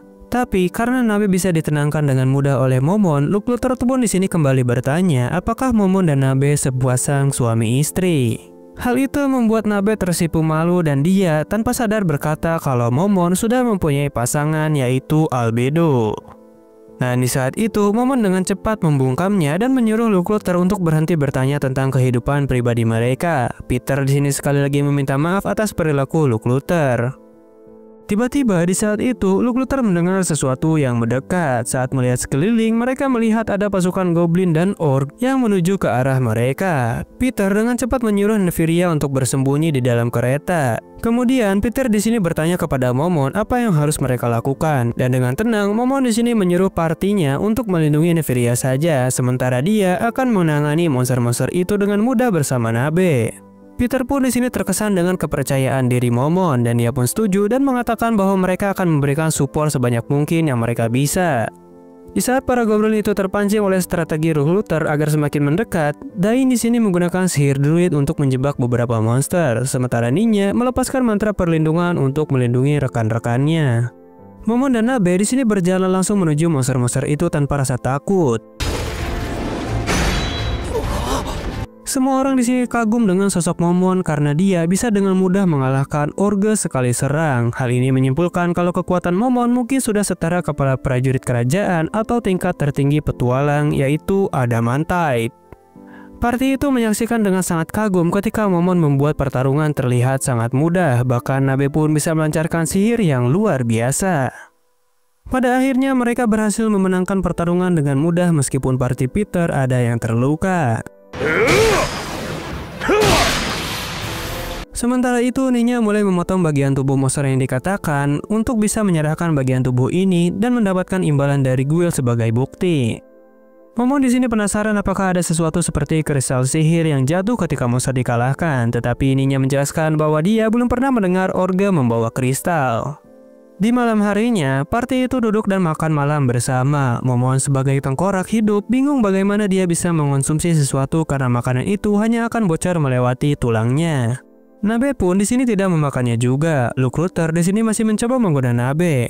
Tetapi Nabe di sini mematahkan sendoknya dengan marah karena dia terus-menerus mengganggunya. Untuk menenangkan suasana, Momon di sini dengan cepat menjelaskan bahwa di dalam agama mereka akan berpuasa pada hari ketika mereka membunuh sesuatu. Momon kemudian mengalihkan topik dan bertanya mengapa mereka menamai partinya dengan Sword of Darkness. Peter pun di sini menjelaskan bahwa nama itu berasal dari sebuah pedang legendaris yang dimiliki salah satu dari 13 pahlawan. Luke Luther menambahkan bahwa tujuan utama mereka adalah menemukan pedang legendaris itu. Dia dengan bangga menunjukkan simbol pedang hitamnya yang sekarang yang mengatakan bahwa pedang itu mewakili terbentuknya party mereka sebelum menemukan yang asli. Ketika mengobrol, Momon teringat kembali member guild lamanya dan petualangan yang mereka jalani selama 12 tahun terakhir itu sangat menyenangkan. Ninya memperhatikan dan bertanya apakah Momon pernah menjadi bagian dari party. Momon pun di sini juga menceritakan sebuah kisah bagaimana dahulu ada seorang kesatria suci yang pernah menyelamatkannya dan memperkenalkannya pada sekelompok orang sehingga mereka bisa menjadi seperti keluarga. Ninya di sini berusaha untuk memberi Momon semangat dan berkata dia yakin kalau Momon akan menemukan temannya lagi. Sayangnya, Momon dengan yakin berkata kalau hari itu tidak akan pernah datang dan dia pun mulai berjalan pergi. Ninya di sini merasa bersalah karena telah menanyakan itu. Dia merenungkan bahwa orang-orang yang telah kehilangan orang-orang yang mereka cintai dalam pertempuran pasti akan selalu memendam kesedihan seperti itu. Dain pun di sini setuju mengatakan bahwa hal itu adalah sesuatu yang hanya bisa dipahami oleh mereka yang telah mengalami kehilangan. Ninya di sini juga mengingat kalau kakaknya juga telah direnggut dan hilang. Jadi dia seharusnya tidak menanyakan hal tersebut kepada Momon. Untuk mengalihkan pembicaraan, Nephria di sini mengatakan kalau dia sangat terpesona dengan kekuatan Momon yang luar biasa. Semua orang pun di sini setuju dan mengatakan kalau kekuatan Momon mungkin sudah setara dengan ketua warrior kerajaan yang sudah berada di level Adamantite. Nephria di sini terkejut bukan main karena Momon ternyata sudah sekuat itu dan setara pahlawan. Namun Nephria di sini merasa tidak nyaman dengan kepopuleran Momon terutama di kalangan wanita. Peter di sini bercanda bahwa bukan hanya kekuatan saja yang membuat Momon menarik perhatian orang-orang, tetapi juga kekayaan dan armor besinya. Nephria yang galau pun akhirnya mengakui bahwa terdapat seseorang gadis yang disukainya di desa Karne, di mana dia tidak ingin gadis yang disukainya itu jatuh cinta kepada Momon. Semua orang pun di sini sedikit memberikan hiburan kepada Nephria tentang kisah asmaranya. Sementara Ninya di sini masih merasa bersalah dan akan meminta maaf kepada Momon besok.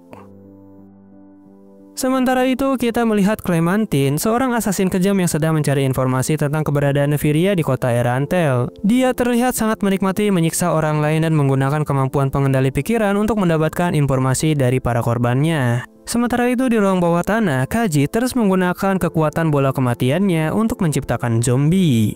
Di mana rencananya adalah mengubah seluruh kota Erantel menjadi kota kematian menggunakan ritual yang disebut Spiral of Death. Jika hal itu berhasil, dia yakin bahwa dirinya akan menjadi abadi. Meskipun Clementine dan Khajiit bekerja sama, terlihat jelas bahwa mereka tidak saling mempercayai satu sama lain dan saling mengancam jika salah satu dari mereka mengacaukan rencananya. Khajiit memang merasa terbantu oleh Clementine untuk mengumpulkan Maya, tetapi dia merasa kerepotan juga jika sikap Clementine itu terlalu barbar seperti itu. Apalagi dia adalah mantan anggota Kitab Hitam nomor 9 di Theocracy Lane. Kembali lagi ke party Momon, di mana Momon di sini merasa meski dia telah menjadi undead, tetapi pikiran dan hatinya masih menyimpan sifat manusia. Dia pun ingin segera memperbaiki kecanggungan ini dengan Ninya. Ninya di sini mencoba meredakan ketegangan semalam sebelumnya dengan membahas tentang seekor naga yang tinggal di pegunungan Azerlisia yang dapat mengendalikan alam, yaitu spesies Frost Dragon. Momon pun di sini penasaran dan bertanya kepada Ninya apakah dia tahu nama naga itu. Ninya di sini mengatakan bahwa dia tidak tahu, tetapi dia berjanji untuk mencari tahunya saat mereka kembali ke kota, yang membuat dirinya merasa senang bisa mengobrol kembali dengan Momon. Dan ketika mereka mendekati desa Karne, Nephria merasa aneh karena di sana terlihat pagar yang mengelilingi area tersebut yang sebelumnya tidak pernah ada. Dan ketika mereka sampai, mereka dikepung oleh pasukan goblin. Tetapi pemimpin goblin segera mengatakan bahwa mereka tidak ingin bertarung kecuali diperlukan. Jika mereka mau bekerja sama, maka dia ingin semuanya berakhir damai.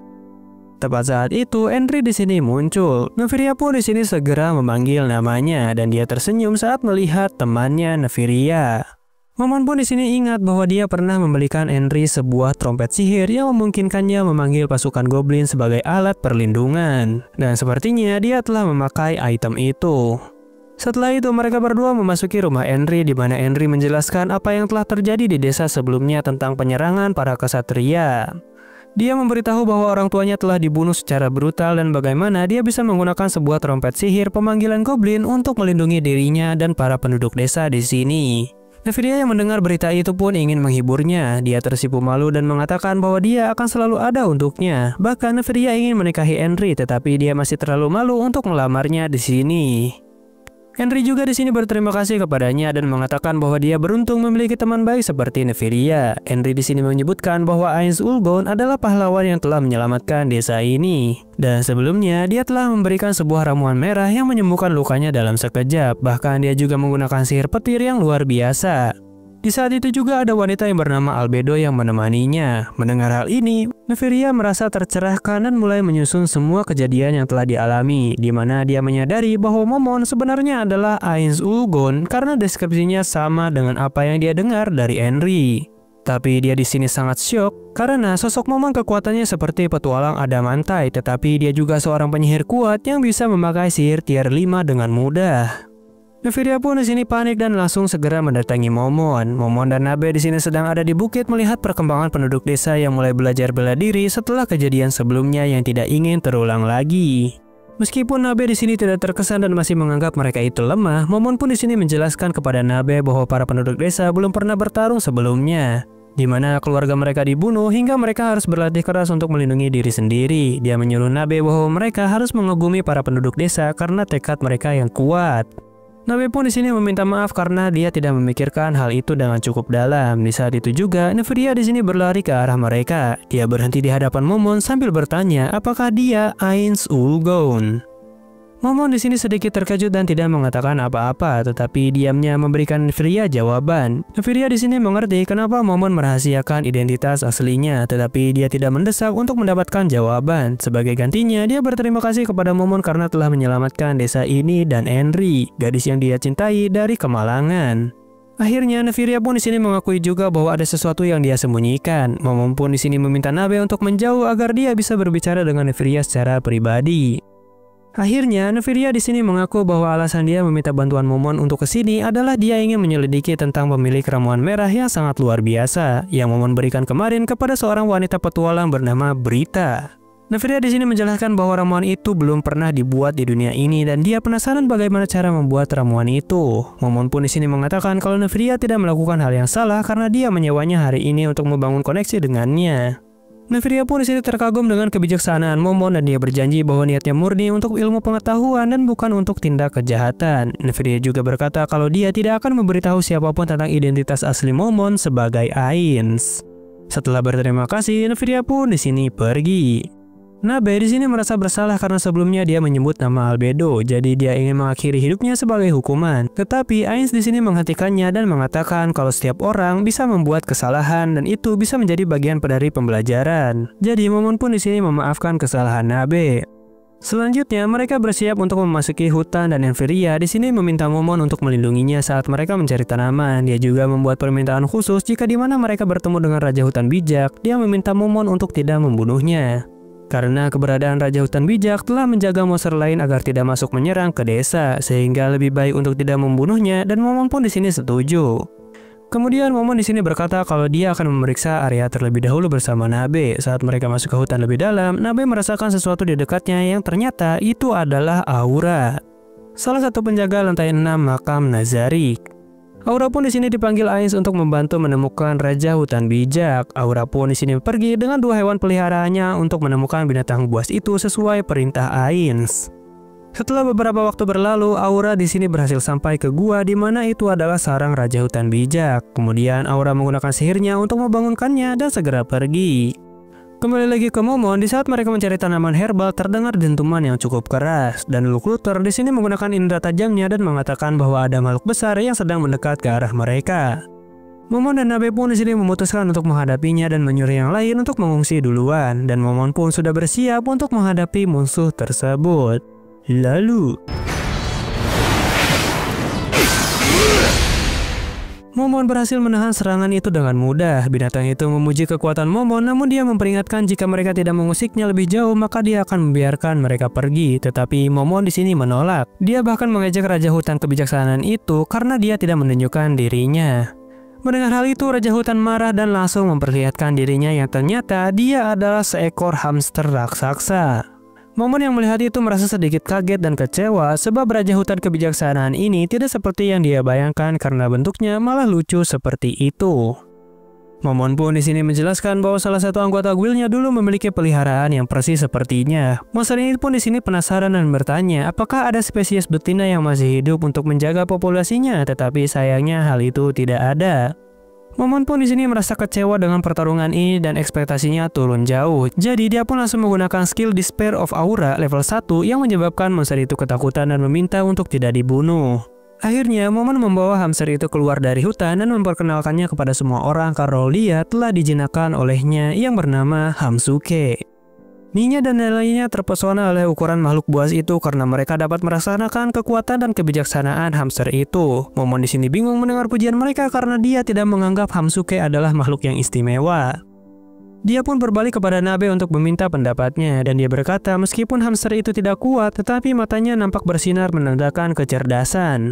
Nefiria di sini kemudian mendekati Momon dan meminta apakah dia bisa bergabung dengan partinya karena jika sampai Raja Hutan Kebijakan ini meninggalkan hutan maka para monster pasti akan menyerang desa. Dia pun di sini berjanji akan melakukan apapun yang disuruh oleh Momon, tetapi Momon dengan tegas menolaknya. Meski begitu, dia akan memberikan perlindungan bagi desa ini jika membutuhkan bantuannya. Meskipun Firia di sini kecewa, dia di sini bersyukur karena Momon telah berjanji membantu untuk melindungi desa ini. Setelah mereka kembali ke kota dan memutuskan untuk berpisah di mana party Peter menuju rumah Enfiria untuk mengantarkannya, sementara Momon membawa Hamsuke untuk mendaftarkannya di guild.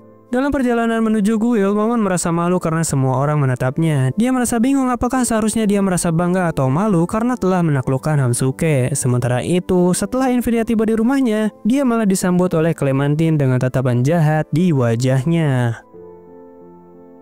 Clementine di sini berkata kalau dia sudah menunggu kepulangan Nefiria untuk menculiknya. Mendengar hal ini, Peter dan yang lainnya berlari untuk melindungi Nefiria. Dan Clementine berkata kalau dia ingin menggunakan Nefiria sebagai alat untuk memanggil pasukan undead. Peter di sini menyuruh Enfiria untuk lari bersama Ninya karena dia tidak boleh mati di sini untuk menemukan kakaknya. Clementine pun di sini mengeluarkan pedangnya dan berkata tidak mungkin dia membiarkan mereka itu kabur. Dan Khajiit pun datang untuk menghimpit mereka. Setelah itu, Momon keluar setelah mendaftarkan Hamsuke di guild petualang yang membuat semua orang terkejut dengan sosok Momon meski dia adalah seorang petualang tingkat rendah yang bisa menjinakkan Raja Hutan Kebijaksanaan. Di saat itu, nenek Nefiria datang menanyakan cucunya. Momon pun menjawab kalau cucunya pergi terlebih dahulu untuk menyimpan tanaman dan dia akan pergi menemuinya untuk mengambil imbalan. Akhirnya, nenek Lizzie pun di sini mengajak Momon pergi ke sana dan setelah tiba di rumah, dia memanggil Nefiria tetapi Momon merasakan sesuatu yang merepotkan yang telah terjadi di rumah ini. Dan benar saja, dia menemukan party Peter yang berubah menjadi zombie, tetapi Momon dengan cepat memenggal kepala mereka. Nenek Nefiria di sini panik untuk mencari cucunya dan Momon meminta Nabe untuk melindungi wanita itu. Di sana Momon melihat mayat Ninya yang meninggal dengan sangat tragis, apalagi setelah melihat fakta sebenarnya kalau Ninya adalah perempuan. Momon merasa hal ini sangat tidak menyenangkan untuk dilihat dan merasa sangat kesal. Tapi karena tidak ada barang lain yang dicuri, nenek itu bertanya siapa orang-orang ini. Dan Momon di sini memberitahu bahwa mereka adalah orang-orang yang membantu menjaga Nefiria dalam perjalanan mengumpulkan tanaman.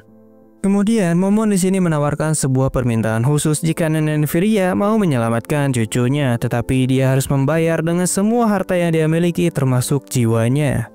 Nenek Nefiria di sini kaget karena kesepakatan ini seperti berjanji dengan iblis yang bisa mengabulkan segala permintaannya tetapi dengan bayaran semuanya. Karena tidak mempunyai pilihan lain, pada akhirnya nenek itu setuju untuk menyewa jasa Momon dan Nabe karena dia percaya mereka bisa melakukannya. Akhirnya Momon di sini berencana untuk melacak lokasi Nefiria menggunakan gulungan sihir. Saat itu dia mendapatkan panggilan dari pelayannya untuk melapor sesuatu, tetapi karena dia sedang sibuk, jadi pelayan itu akan menghubungi Albedo terlebih dahulu saat dia mempunyai waktu luang. Dan kembali ke rencana, Momon di sini mengambil tas ajaib dan mengeluarkan gulungan sihir dari dalamnya. Momon pun ingin Nabe menggunakan gulungan itu karena saat ini dia sedang menyamar jadi Momon, jadi tidak mungkin dia bisa mengeluarkan sihir kecuali berubah lagi. Nabe pun di sini mematuhi perintahnya dan mulai mengambilnya satu persatu untuk mulai mengaktifkan sihirnya. Gulungan-gulungan ini akan membantu mereka melacak Neferia dan melindunginya dari musuh di kemudian hari. Setelah Nabe selesai menggunakan gulungan itu, dia menemukan lokasi Neferia berada di sebuah pemakaman dan di sana Neferia dikepung oleh kawanan undead. Nabe di sini bertanya, haruskah mereka berteleportasi ke sana dan menyerangnya secara langsung? Momon di sini menjawab kalau itu adalah hal yang bodoh karena saat ini mereka kekurangan informasi tentang musuh yang akan berbahaya jika ada jebakan di sana tanpa persiapan yang matang. Akhirnya dia memberitahu nenek Neferia bahwa Neferia sudah ditemukan yang berada di sebuah pemakaman bersama pasukan undead. Momon akan pergi ke sana dan menyuruh nenek Neferia untuk memberitahu situasinya kepada penduduk kota dan guru petualang karena pasukan undead mungkin akan keluar dari pemakaman. Sang nenek bertanya apakah Momon mempunyai cara untuk mengalahkan pasukan undead itu. Dan Momon menjawab dengan percaya diri bahwa dia sendiri sudah cukup. Selanjutnya kita beralih ke area pemakaman di mana saat para prajurit menjaga tempat itu, mereka tiba-tiba mendengar sebuah suara yang ternyata di sana ada ribuan pasukan undead yang tengah mengarah ke mereka. Mereka mencoba bertahan, tetapi karena jumlahnya sangat banyak, jadi mereka memutuskan untuk mundur karena kewalahan menghadapi ribuan undead yang begitu banyak. Dan di saat itu muncul Momon dengan hamster peliharaannya. Tetapi saat mereka melihat rank Momon yang masih rendah, mereka tidak yakin Momon akan membantu dalam pertarungan ini. Tetapi di saat itu Momon menyuruh mereka lihat ke belakang. Lalu semua orang di sini terkagum dengan kekuatan Momon. Lalu Momon meminta mereka untuk membuka gerbang, tetapi mereka menolak karena akan sangat berbahaya. Oleh karena itu, Momon pun di sini pergi langsung diikuti oleh Nabe dan hamsternya yang mengikuti dari belakang. Hanya dalam sekejap, para prajurit di sini terkejut melihat pasukan undead itu telah rata dengan tanah dan menganggap Momon sebagai pahlawan kegelapan yang sangat luar biasa kuat. Sekarang kita melihat Ainz membuka jalan di pemakaman dengan mencincang para undead satu persatu, sementara Nabe mengangkut Hamsuke karena undead tertarik dengan makhluk hidup. Momon di sini tiba-tiba berhenti karena dia sadar mereka tidak akan bisa sampai lokasi Neferia akibat undead yang terlalu banyak. Nabe sempat bertanya kepada Ainz kenapa dia tidak menggunakan unit pengintai dari Nazarik supaya mereka bisa masuk di saat yang tepat agar nama Momon bisa tersebar lebih luas. Mendengar itu, Ainz sadar kalau cara tersebut sangat brilian, tetapi dia mengatakan kalau saat ini mereka tidak mempunyai waktu yang banyak untuk melakukan itu. Jadi dia mensaman undead tingkat menengah, Jack the Ripper dan Corpse Collector untuk membabat para undead di sini. Setelah kondisinya aman, mereka meninggalkan Hamsuke di atas pohon, di mana undead tidak bisa menjangkaunya. Setelah masuk di sana, mereka melihat Khajiit dengan para bawahannya yang mencoba melakukan ritual. Momon pun di sini menyapa mereka karena sempat mendengar nama Khajiit dari bawahan mereka. Khajiit bertanya siapa mereka, dan Momon berkata kalau dia adalah petualang yang disewa untuk mencari seorang pemuda yang mereka sandra. Dan Momon juga mencari pelaku pembunuh party Peter yang dilukai oleh senjata tajam. Dia yakin musuhnya ada di sini. Karena provokasi tersebut, Clementine di sini muncul dan berkata kalau dialah yang telah membunuh mereka semua dengan sangat hati-hati. Momon di sini berkata kalau dia bisa melacak mereka akibat plate petualang yang dijadikan armor oleh Clementine. Momon mengajak Clementine untuk bertarung di tempat yang agak jauh, dan Momon di sini memperingatkan Nabe kalau dia harus hati-hati dengan serangan dari atas. Clementine pun setuju dengan percaya diri karena dia percaya akan menang. Dan saat mereka pergi, Nabe menggunakan sihir tier 3 untuk menyerang Khajiit. Sementara itu, Clementine bertanya kepada Momon apakah dia marah karena dirinya telah membunuh rekannya yang mati dengan cukup menyenangkan baginya. Momon di sini menjawab kalau tidak perlu meminta maaf karena dia hanya menganggap mereka sebagai kenalan biasa. Mendengar itu, Clementine merasa Momon membosankan karena dia tidak marah seperti diperkiraannya. Tetapi Momon mengatakan kalau pembunuhan terhadap mereka telah mengganggu rencananya untuk menyebarkan rumor tentangnya, jadi hal itu membuat dia tidak senang.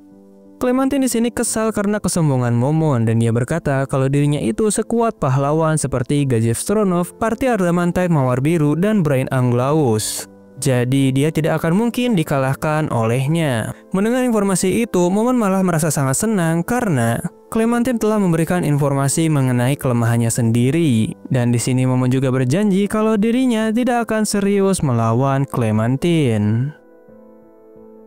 Kajit di sini mengatakan kalau Nabe adalah penyihir bodoh yang sudah menyerangnya karena Kajit mempunyai orb di tangannya yang bisa dengan yakin menghabisi penyihir manapun. Nabe pun di sini teringat akan kata-kata Momon yang mengatakan kalau dia harus waspada dengan serangan dari atas. Lalu tiba-tiba muncul skeletal dragon yang terlihat kuat dan Kajit berkata kalau sihir tidak akan mampu melukai skeletal dragon, tetapi Nabe berkata hal itu tidak masalah karena jika sihir tidak mempan, maka dia akan menghantamnya sampai mati. Lalu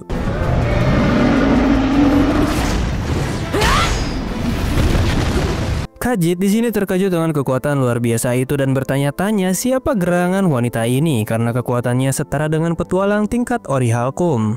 Kajit yang marah pun mulai menggunakan beberapa sihir buff supaya skeletal dragonnya bisa lebih kuat terhadap serangan Nabe. Nabe pun di sini membuff dirinya juga untuk mengcounter serangan dari Kajit. Dan saat naga itu mendekat, Nabe menyerang monster itu dan memblokir serangannya. Lalu Nabe berhasil menahan dan menyerang skeletal dragon itu dengan buff yang aktif setelah terkena serangan. Di saat Kajit menyerang Nabe dengan cairan asam, dia pun berhasil menahannya juga dengan sihir perisai. Karena serangan demi serangan tidak mampu melukai Nabe, Kajit pun di sini mengeluarkan skeletal dragon yang kedua. Meskipun begitu, di sini Kajit sudah tidak bisa menggunakan energi negatif lagi karena dia telah memakai semuanya. Namun Kajit percaya setelah dia membunuh Nabe dan Momon, dia akan menghancurkan kota dan akan mendapatkan energi negatif lagi. Melihat hal ini, Nabe berlari menuju naga itu untuk melawannya, tetapi Kajit tersenyum melihat hal itu. Namun siapa sangka ternyata Nabe bisa memblokir serangan itu dan menahannya. Kajit pun di sini ketakutan dan bertanya bagaimana dia bisa memiliki kekuatan fisik yang menakjubkan seperti itu. Nabe pun di sini berkata kalau dia diciptakan oleh makhluk agung yang bahkan melampaui para dewa. Jelas Kajit di sini tidak percaya, tetapi Nabe telah mengatakan yang sebenarnya. Sementara itu, Clementine dan Momon masih bertarung satu sama lain. Tetapi Clementine merasa kalau Momon hanyalah seorang pria yang mengayunkan pedang asal-asalan. Meskipun kekuatan fisiknya sangat luar biasa, dia dianggap gagal sebagai kesatria. Tetapi Momon berkata kalau Clementine juga sama karena dari tadi dia hanya menghindar saja. Momon di sini kembali meremehkan Clementine yang sebelumnya berkata bisa mengalahkan warrior manapun. Clementine pun kesal dan bersiap untuk menghabisi Momon. Namun di saat itu mereka melihat ada dua skeletal dragon yang muncul di tempat Nabe dan Kajit saat bertarung. Clementine di sini mengatakan kalau skeletal dragon adalah musuh alami bagi seorang pengguna sihir seperti Nabe. Jadi dia merasa Kajit sudah pasti akan mengalahkan rekan Momon. Namun Momon di sini dengan percaya diri berkata kalau Nabe pasti memenangkan pertarungannya, bahkan Clementine pun akan kalah jika berhadapan dengan Nabe saja. Clementine yang kesal pun di sini langsung serius dan akan menyerang Momon yang sangat sombong. Dia pun menghindari serangan Momon dengan mudah dan langsung menusuk bahunya, tetapi serangan itu tidak mempan karena zirahnya sangat keras. Dia mengira kalau Momon juga mempunyai pertahanan yang luar biasa, jadi Clementine berpikir akan menyerang Momon di area yang armornya lebih tipis. Lalu, cuplikan.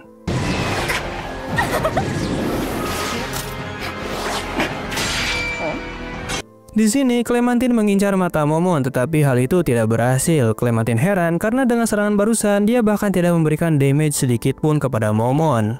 Momon merasa telah belajar banyak dari pertarungan ini, tetapi dia tidak ingin bermain lebih lama. Lalu Momon tiba-tiba berteriak memerintahkan Nabe agar dia menunjukkan kekuatan Nazarik yang sesungguhnya kepada mereka. Clementine pun di sini mengejek ocehan barusan, tetapi Momon meletakkan pedangnya dan menyuruh Clementine untuk menyerang dengan kekuatan penuhnya. Sementara itu, Nabe terlihat cukup kewalahan setelah menghadapi skeletal dragon. Kajit di sini memberitahu jika Nabe menyerah, dia mungkin akan mengampuninya. Hal ini membuat Nabe marah karena dia telah berkata sok kuat di hadapannya. Di saat Nabe akan diserang lagi, di saat itu juga suara Momon menggema yang memerintahkan Nabe untuk menunjukkan kekuatan Nazarik yang sebenarnya. Nabe pun di sini tersenyum dan akan melaksanakan perintah tersebut dengan baik. Kajit yang bingung langsung menyerang Nabe lagi, tetapi Nabe menggunakan skill teleportasi dan muncul di atas sambil menggunakan sihir terbang. Kajit pun di sini terkejut bahwa Nabe bisa menggunakan sihir terbang, tetapi dia masih yakin bisa menang melawan Nabe. Namun di saat itu Nabe berubah bentuk menjadi seorang pelayan dan memperkenalkan dirinya sebagai salah satu pelayan tempur makam Nazarik, yaitu Narberal Gamba. Kajit di sini tidak peduli dengan hal itu, tetapi Nabe tiba-tiba berteleport dan menusuk bahu Kajit dari belakang. Kajit di sini mengira kalau teleportasi tersebut adalah kartu andalan Nabe, tetapi Nabe berkata kalau dia hanya menunjukkan bahwa jika dia bisa membunuh Kajit kapan saja jika dia mau. Namun Nabe di sini memutuskan untuk menggunakan sihir tingkat 7 yang bisa menembus pertahanan Skeletal Dragon yang kebal terhadap sihir tingkat 6 ke bawah. Kajit di sini panik dan berkata kalau tidak ada manusia yang bisa menggunakan sihir tingkat 7. Namun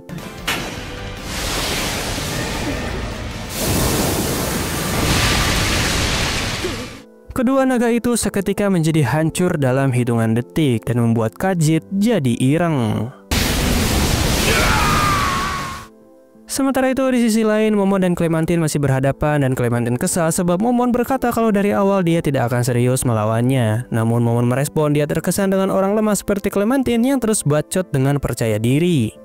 Akhirnya Clementine menggunakan berbagai skill penguat untuk menyerang Momon. Lalu dia berhasil menyerang Momon dengan brutal, tetapi saat itu Momon menangkapnya dan membuat Clementine bingung kenapa dia tidak mati. Di saat itu Momon mengungkapkan wujud aslinya sebagai Ainz Ulgaun. Clementine di sini terkejut melihat bahwa Momon adalah seorang undead. Ainz di sini mengingatkan Clementine bagaimana dia telah membunuh rekan partinya. Clementine pun di sini marah dan memberontak, tetapi semua usahanya sia-sia karena dia tidak bisa lepas dari cengkeraman Ainz. Ainz di sini berkata kalau dari awal Clementine bukan lawan yang layak untuk dirinya bertarung serius menggunakan sihir sebagai magic caster. Kemudian Ainz di sini meremas tubuh Clementine dengan sangat keras dan Clementine pun di sini terus berusaha melawan sekuat mungkin. Ainz di sini awalnya berniat menghabisi Clementine dengan cara yang lebih perlahan, tetapi pada akhirnya kematian adalah kematian.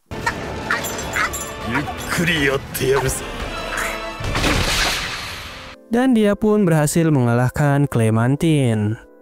Selanjutnya, Ainz dihampiri Hamsuke yang kaget karena tuannya berubah menjadi undead. Namun Nabe muncul dan menghentikan ketidaksopanan Hamsuke. Ainz di sini menyuruh Nabe untuk mengambil item-item di lokasi ini sebelum orang lain tiba. Dan dia berencana meninggalkan mayat mereka sebagai bukti dalang dari kejadian ini. Dia kemudian masuk ke tempat di mana Neferia ditahan, di mana matanya telah diambil dan pikirannya dikendalikan. Pertama-tama, Ainz menghancurkan mahkota kebijaksanaan di kepala Neferia itu. Meski kelihatannya cukup berharga, tetapi dia tidak ingin ambil resiko lebih. Dan Ainz langsung membawa Neferia keluar, di mana Nabe dan Hamsuke sudah menunggunya. Setelah berhasil menaklukkan misi itu, rank petualang Momon meningkat ke Mithril hanya dalam beberapa hari saja, dan dia sudah memerintahkan Neferia dan neneknya untuk pindah ke desa Karna supaya bisa membuat potion untuk Nazarik. Rumor tentang kekuatan Momon dan Nabe pun di sini telah tersebar luas. Jadi Ainz di sini kembali ke Nazarik, namun di saat itu dia menerima pesan dari Albedo kalau salah satu penjaga di Nazarik yaitu Saltier Bloodfallen telah memberontak yang membuat Ainz kebingungan. Selanjutnya kita pindah dahulu ke kota Erantel di mana seorang wanita bangsawan mengeluh tentang makanan yang menurutnya tidak enak itu kepada pelayannya Sebas. Mereka adalah salah satu pelayan dari Ainz. Kemudian wanita bangsawan itu langsung memerintahkan seorang pria bernama Zack untuk segera menyiapkan keretanya dan pergi dari kota ini. Sebas pun di sini meminta maaf kepada para tamu karena sikap kasar majikannya. Setelah itu Sebas masuk ke ruangan dan wanita tadi adalah salah satu maid tempur bawahan Sebas yang bernama Solution.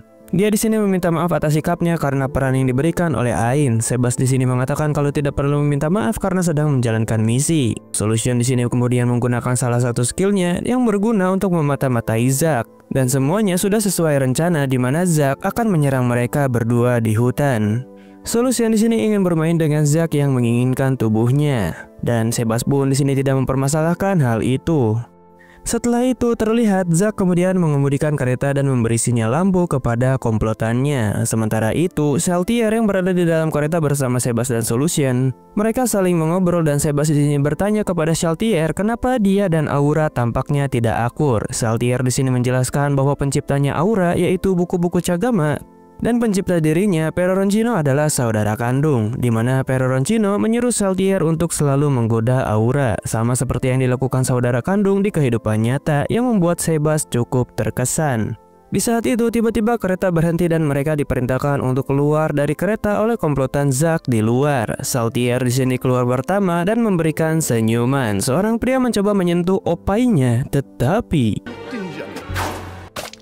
Saltier di sini melompat keluar dan semua orang ketakutan melihat kejadian itu. Dan ketika pria itu mati, darahnya keluar dan membentuk semacam bola di atas. Saltier mengungkapkan bahwa ini sangat membosankan, lalu menyuruh vampirnya untuk membunuh semua orang di sini.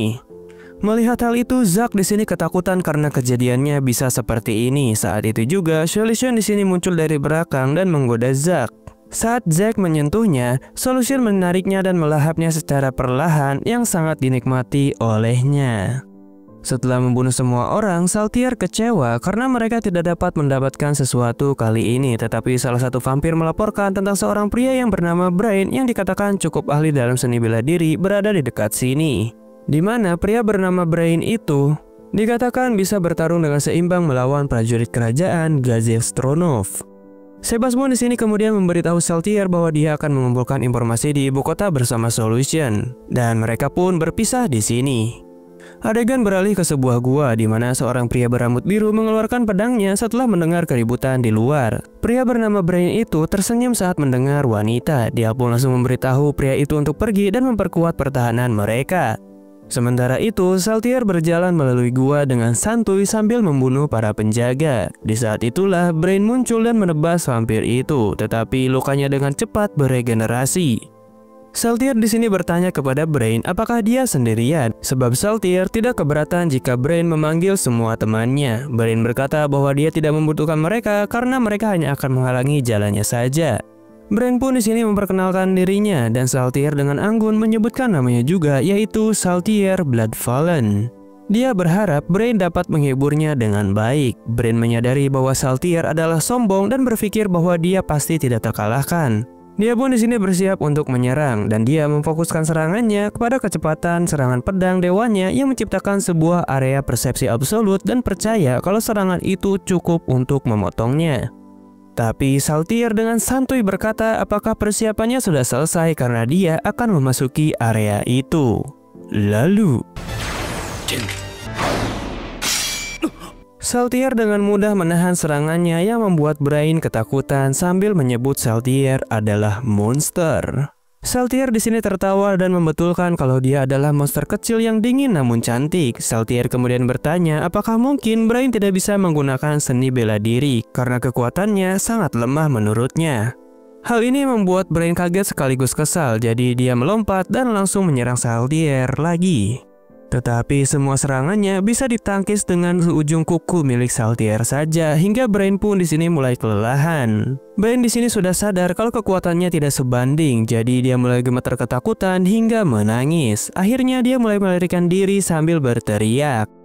Saltier di sini membiarkannya melarikan diri dan menggunakan orb transformasinya. Di dalam gua terdapat beberapa pria yang bersembunyi untuk menyerang Saltier, tapi pada saat itu mereka melihat Brain yang berlari ketakutan.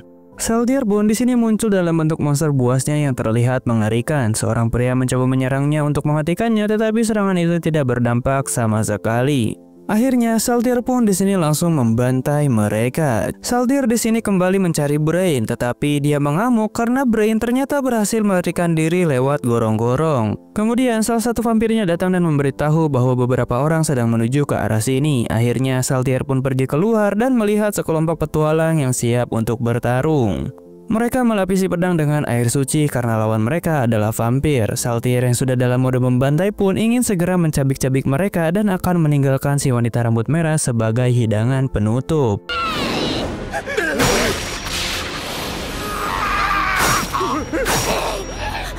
Sekarang dia berbalik untuk menghabisi gadis itu yang sangat ketakutan melihatnya. Namun gadis itu mengeluarkan sebuah ramuan merah yang membuat Saltier terkejut dan terdiam. Saltier di sini menyadari sesuatu karena dia mengira wanita itu adalah utusan Ainz dan dia menyuruh bawahannya untuk menangkapnya tanpa dibunuh.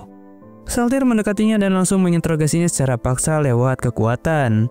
Dia bertanya bagaimana wanita itu mendapatkan ramuan merah dan gadis itu memberitahu bahwa dia menerimanya dari seorang pria bersenjata hitam di sebuah bar Erantel.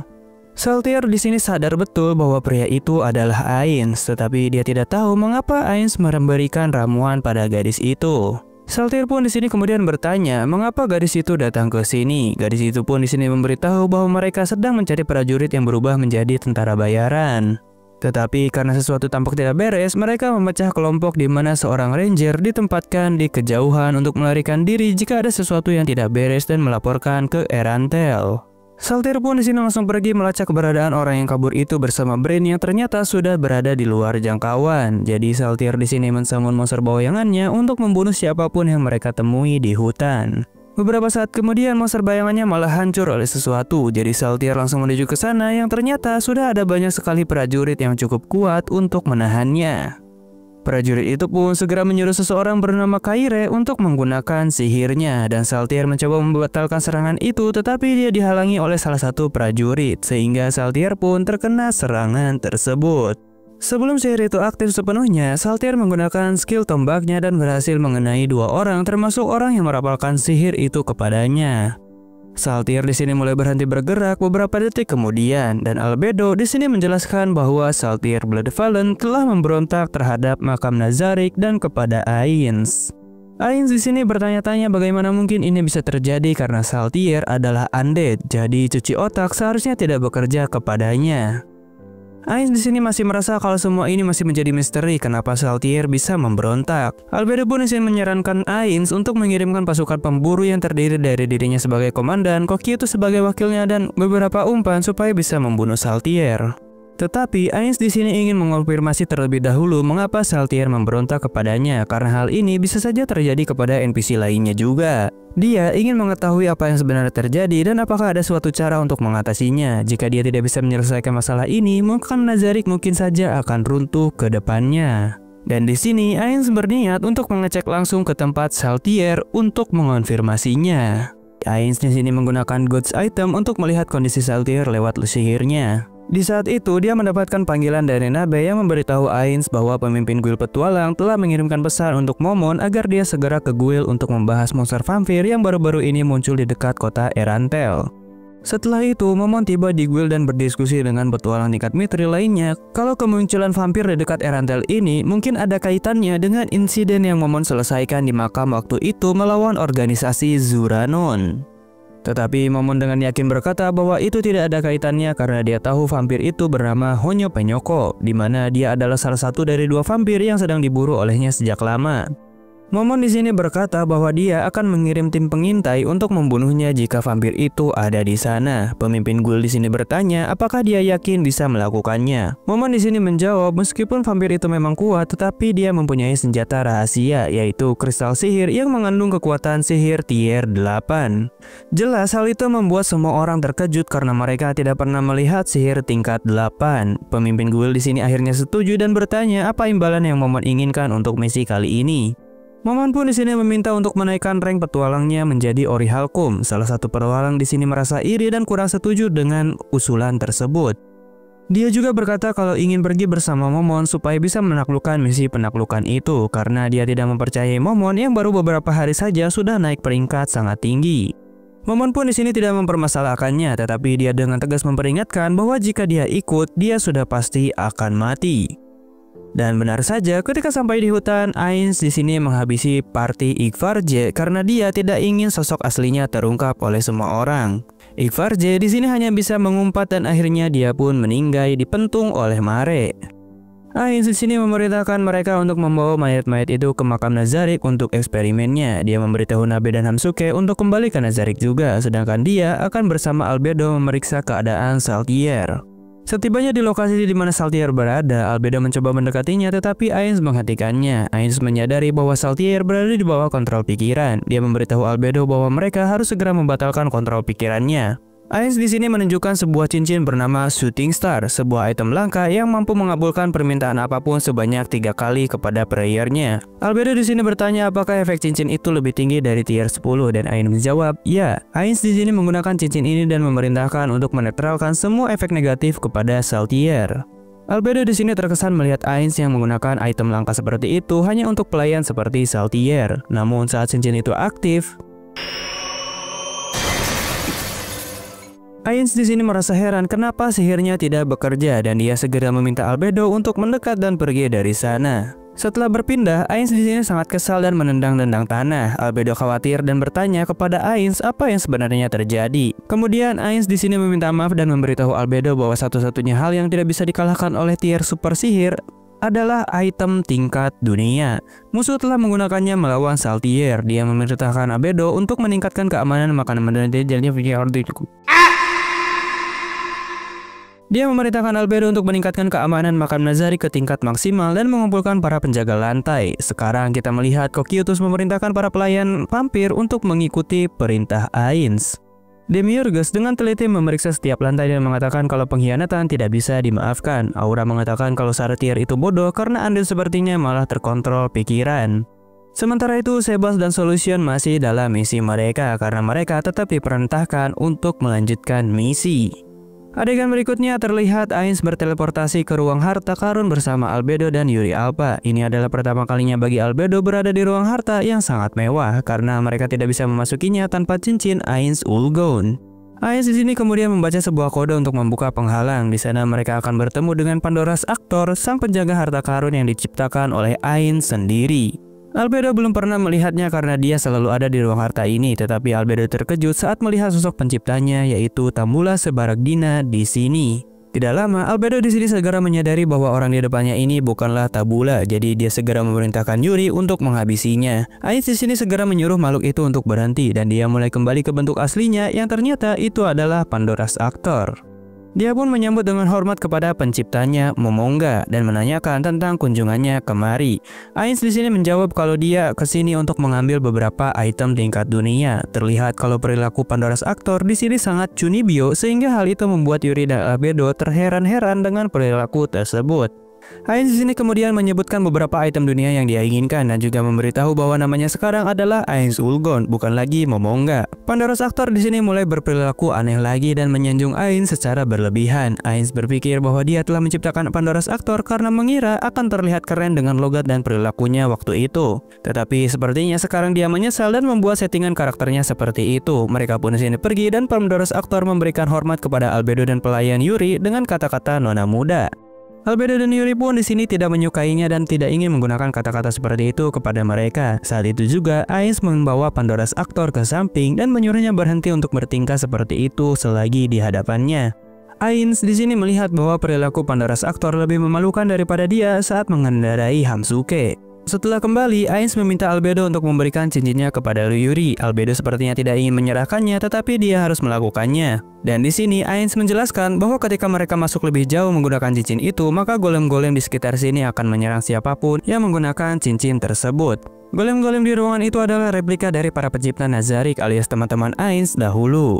Mereka menyerahkan semua item-item dan senjata milik mereka kepada Ainz karena mereka memutuskan pensiun untuk memainkan permainan ini. Meskipun mereka tidak keberatan jika Ainz menjual item-itemnya, Ainz di sini menolak dan menyimpannya dengan baik karena suatu saat Ainz berharap mereka bisa kembali bermain lagi.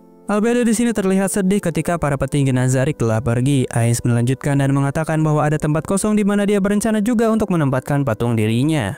Mendengar itu, Albedo menangis dan memohon kepada Ainz untuk tidak meninggalkan mereka dan juga mereka ingin terus mempunyai pemimpin untuk bisa diabdikan. Ainz pun di sini segera memeluk Albedo dan meminta maaf kepadanya. Kemudian dia pun menjelaskan masalah yang sebenarnya mereka hadapi saat ini. Musuh di sini telah mengendalikan pikiran Saltier dengan item dunia. Jadi untuk membela diri, mereka juga harus menggunakan item dunia.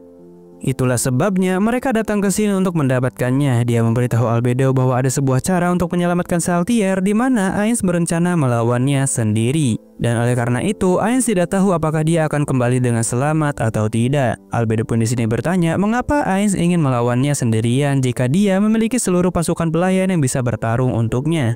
Ainz kemudian menjelaskan bahwa kemungkinan besar jika mereka pergi ke sana melawan Saltier itu adalah sebuah jebakan.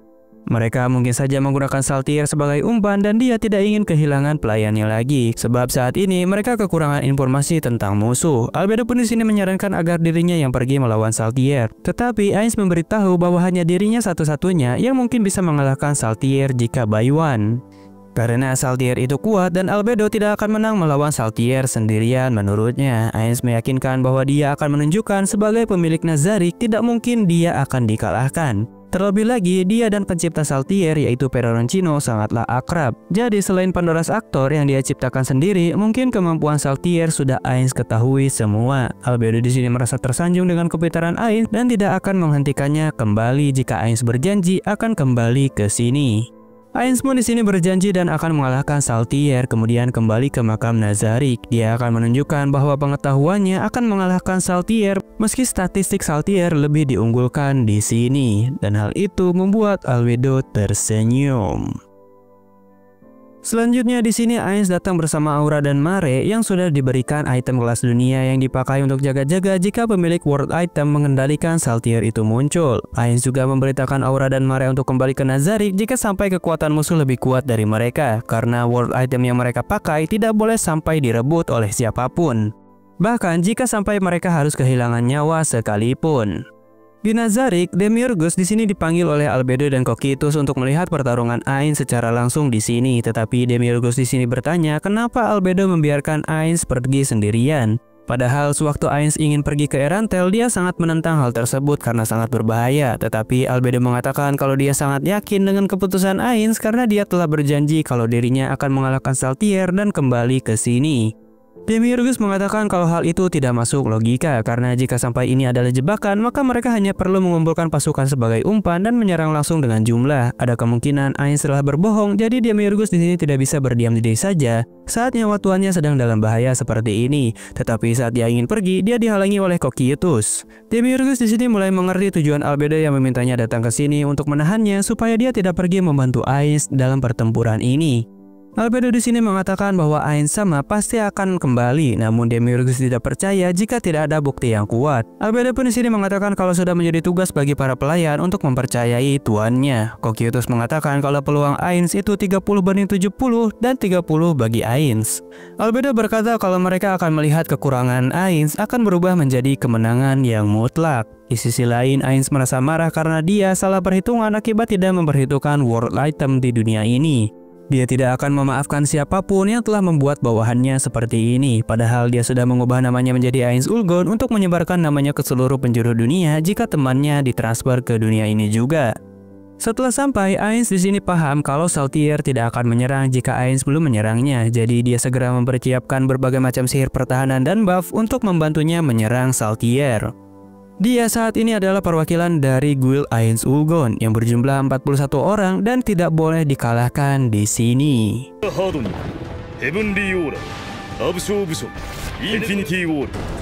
Ainz di sini menyiapkan sihir tier 11 untuk serangan pembuka. Demiurgus menganalisa kalau Ainz mungkin ingin mengurangi nyawa Saltier terlebih dahulu sebanyak mungkin karena Saltier memang memiliki nyawa yang sangat banyak. Kemudian Ainz di sini menyetel waktu untuk melakukan segala persiapannya dan menyimpan berbagai stick item yang nantinya akan dipakai dalam pertarungan. Lalu serangan itu membuat tanah di sekitar hancur total dan Saltier telah memasuki mode tempur sambil mengatakan kalau serangan itu sangat menyakitkan. Ainz di sini menanyakan siapa Tuan Saltier sekarang. Dia sempat bingung kenapa dirinya juga harus melawan Ainz, tetapi Saltier berkata kalau dia diserang oleh Ainz maka dia akan melawannya. Ainz pun di sini mengerti dengan kondisi Saltier sekarang, tetapi dia berkata kalau Saltier tidak akan bisa mengalahkannya karena sekarang orang yang dihadapi Saltier adalah kekuatan 41 orang yang membangun Nazarik Ainz Ulgon. Lalu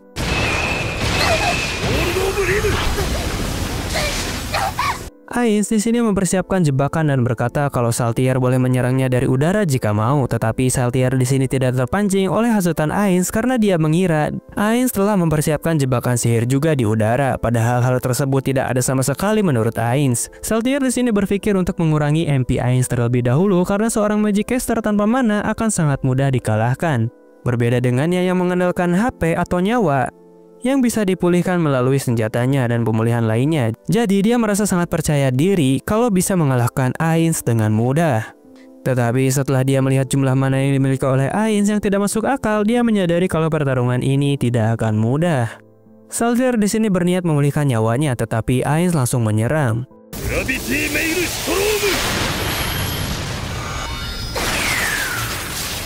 Skill teleportasinya juga berhasil digagalkan dan Saltier di sini terkena serangan dari Ainz yang terus-menerus menyerang. Meskipun Ainz kebingungan dengan serangan itu, sebenarnya dia sudah mengetahui hal itu sehingga membuat Saltier merasa ada di atas angin. Dan dia juga ingin menyerang Ainz dengan skill tombaknya yang terlihat efektif, tetapi Ainz membalasnya. Tubuh Saltier terbelah, tetapi dia memulihkannya menggunakan skill. Saltier di sini percaya diri bisa memenangkan pertarungan ini karena daya tahannya yang luar biasa, tetapi Ainz menolak kalah dan berkata kalau dirinya akan membalikan keadaan. Mereka pun di sini saling serang hingga akhirnya skill dan mana mereka akan habis. Saltier di sini menyerang Ainz menggunakan api dan elemen suci yang merupakan kelemahannya, tetapi Ainz membalasnya dengan True Dark dan membuat Saltier kehilangan banyak HP. Demiurgus di sini heran dengan apa yang terjadi. Cocytus menjelaskan kalau Ainz mungkin telah bisa menghadapi kelemahannya terhadap elemen api, tetapi mustahil bagi dia untuk menutupi seluruh kekurangannya seperti elemen suci. Selanjutnya, Ainz menggunakan sihir untuk mengantisipasi serangan jarak dekat, dan Saltier pun di sini memang berpikir untuk menyerang dengan jarak lebih dekat karena skillnya sudah hampir habis. Sebelum itu, Ainz memberitahu Saltier kalau dia telah menjadi ketua Ainz Ulgon sebenarnya bukan karena kekuatannya, tetapi karena manajemen dia yang sangat bisa diandalkan oleh semua orang. Namun saat ini dia bertindak egois meski tahu ada cara yang lebih baik untuk mengalahkan Saltier. Saltier pun di sini tidak terlalu mengerti dan langsung ingin menyerang Ainz. Tetapi serangan itu tidak berarti dan Saltier berhasil menyerang Ainz meski Ainz menggunakan sihir pertahanan sebelumnya yang telah dirapal. Kemudian Saltier berhasil memulihkan diri sedikit dan Ainz kembali menyerangnya. Lalu Ainz kembali menyerang Saltier dengan 3 kali Reality Slash. Namun Saltier berhasil menyerang Ainz dengan perisainya hingga akhirnya kartu truf Saltier dikeluarkan, yaitu Einherjar. Klon yang kekuatan fisiknya setara dengan Saltier. Ainz sudah menunggu kesempatan ini, namun Saltier malah memulihkan nyawa dengan membunuh monster summon-nya sendiri. Oleh karena itu, Ainz menggunakan skill The Goal of Life is Death sambil melawan Einherjar. Hingga akhirnya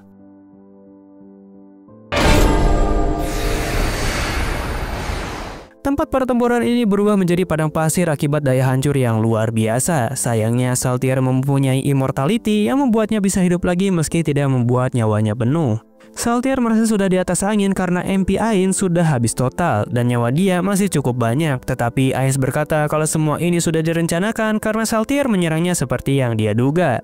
Hal itu membuat Saltier kaget dan tidak percaya akan perkataan Ainz. Ainz di sini memberitahu kalau saja Saltier bertarung dengan lebih tenang dan menyimpan skill perisai peniadaan sampai akhir, maka dirinya tidak akan punya kesempatan menang melawannya. Karena dalam duel, player yang paling mempunyai informasi tentang lawan akan sangat diunggulkan. Ainz di sini sangat mengetahui karakter Saltier karena penciptanya Peroroncino telah menceritakan banyak hal kepadanya. Saltier pun di sini merasa kesal karena semuanya malah berjalan seperti yang Ainz inginkan. Dia pun langsung menyerangnya, tetapi Ainz menggunakan zirah milik Touch Me yang seharusnya tidak bisa digunakan oleh siapapun kecuali dia mempunyai gelar World Champion.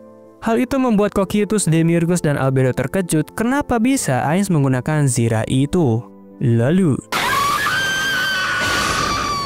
Ainz kemudian menggunakan senjata rekan guildnya Takemi Kazuchi yang membuat Saltier terluka cukup parah. Kemudian Ainz menjawab kalau dia dari awal ingin mengakhiri pertarungan ini lewat jarak dekat, jadi Saltier tidak akan punya kesempatan menang sedikit pun. Ketika Ainz berhasil menyerang Saltier lagi, Saltier berhasil menemukan celah untuk menyerangnya, tetapi Ainz mematahkan sebuah item stick yang membuatnya langsung ganti senjata belati milik Ninsky Rai. Setelah itu, Ainz terus-menerus ganti senjata hingga membuat Saltier kewalahan. Apalagi senjata yang Ainz pakai itu adalah merek rekan-rekan lamanya atau pencipta Nazarick.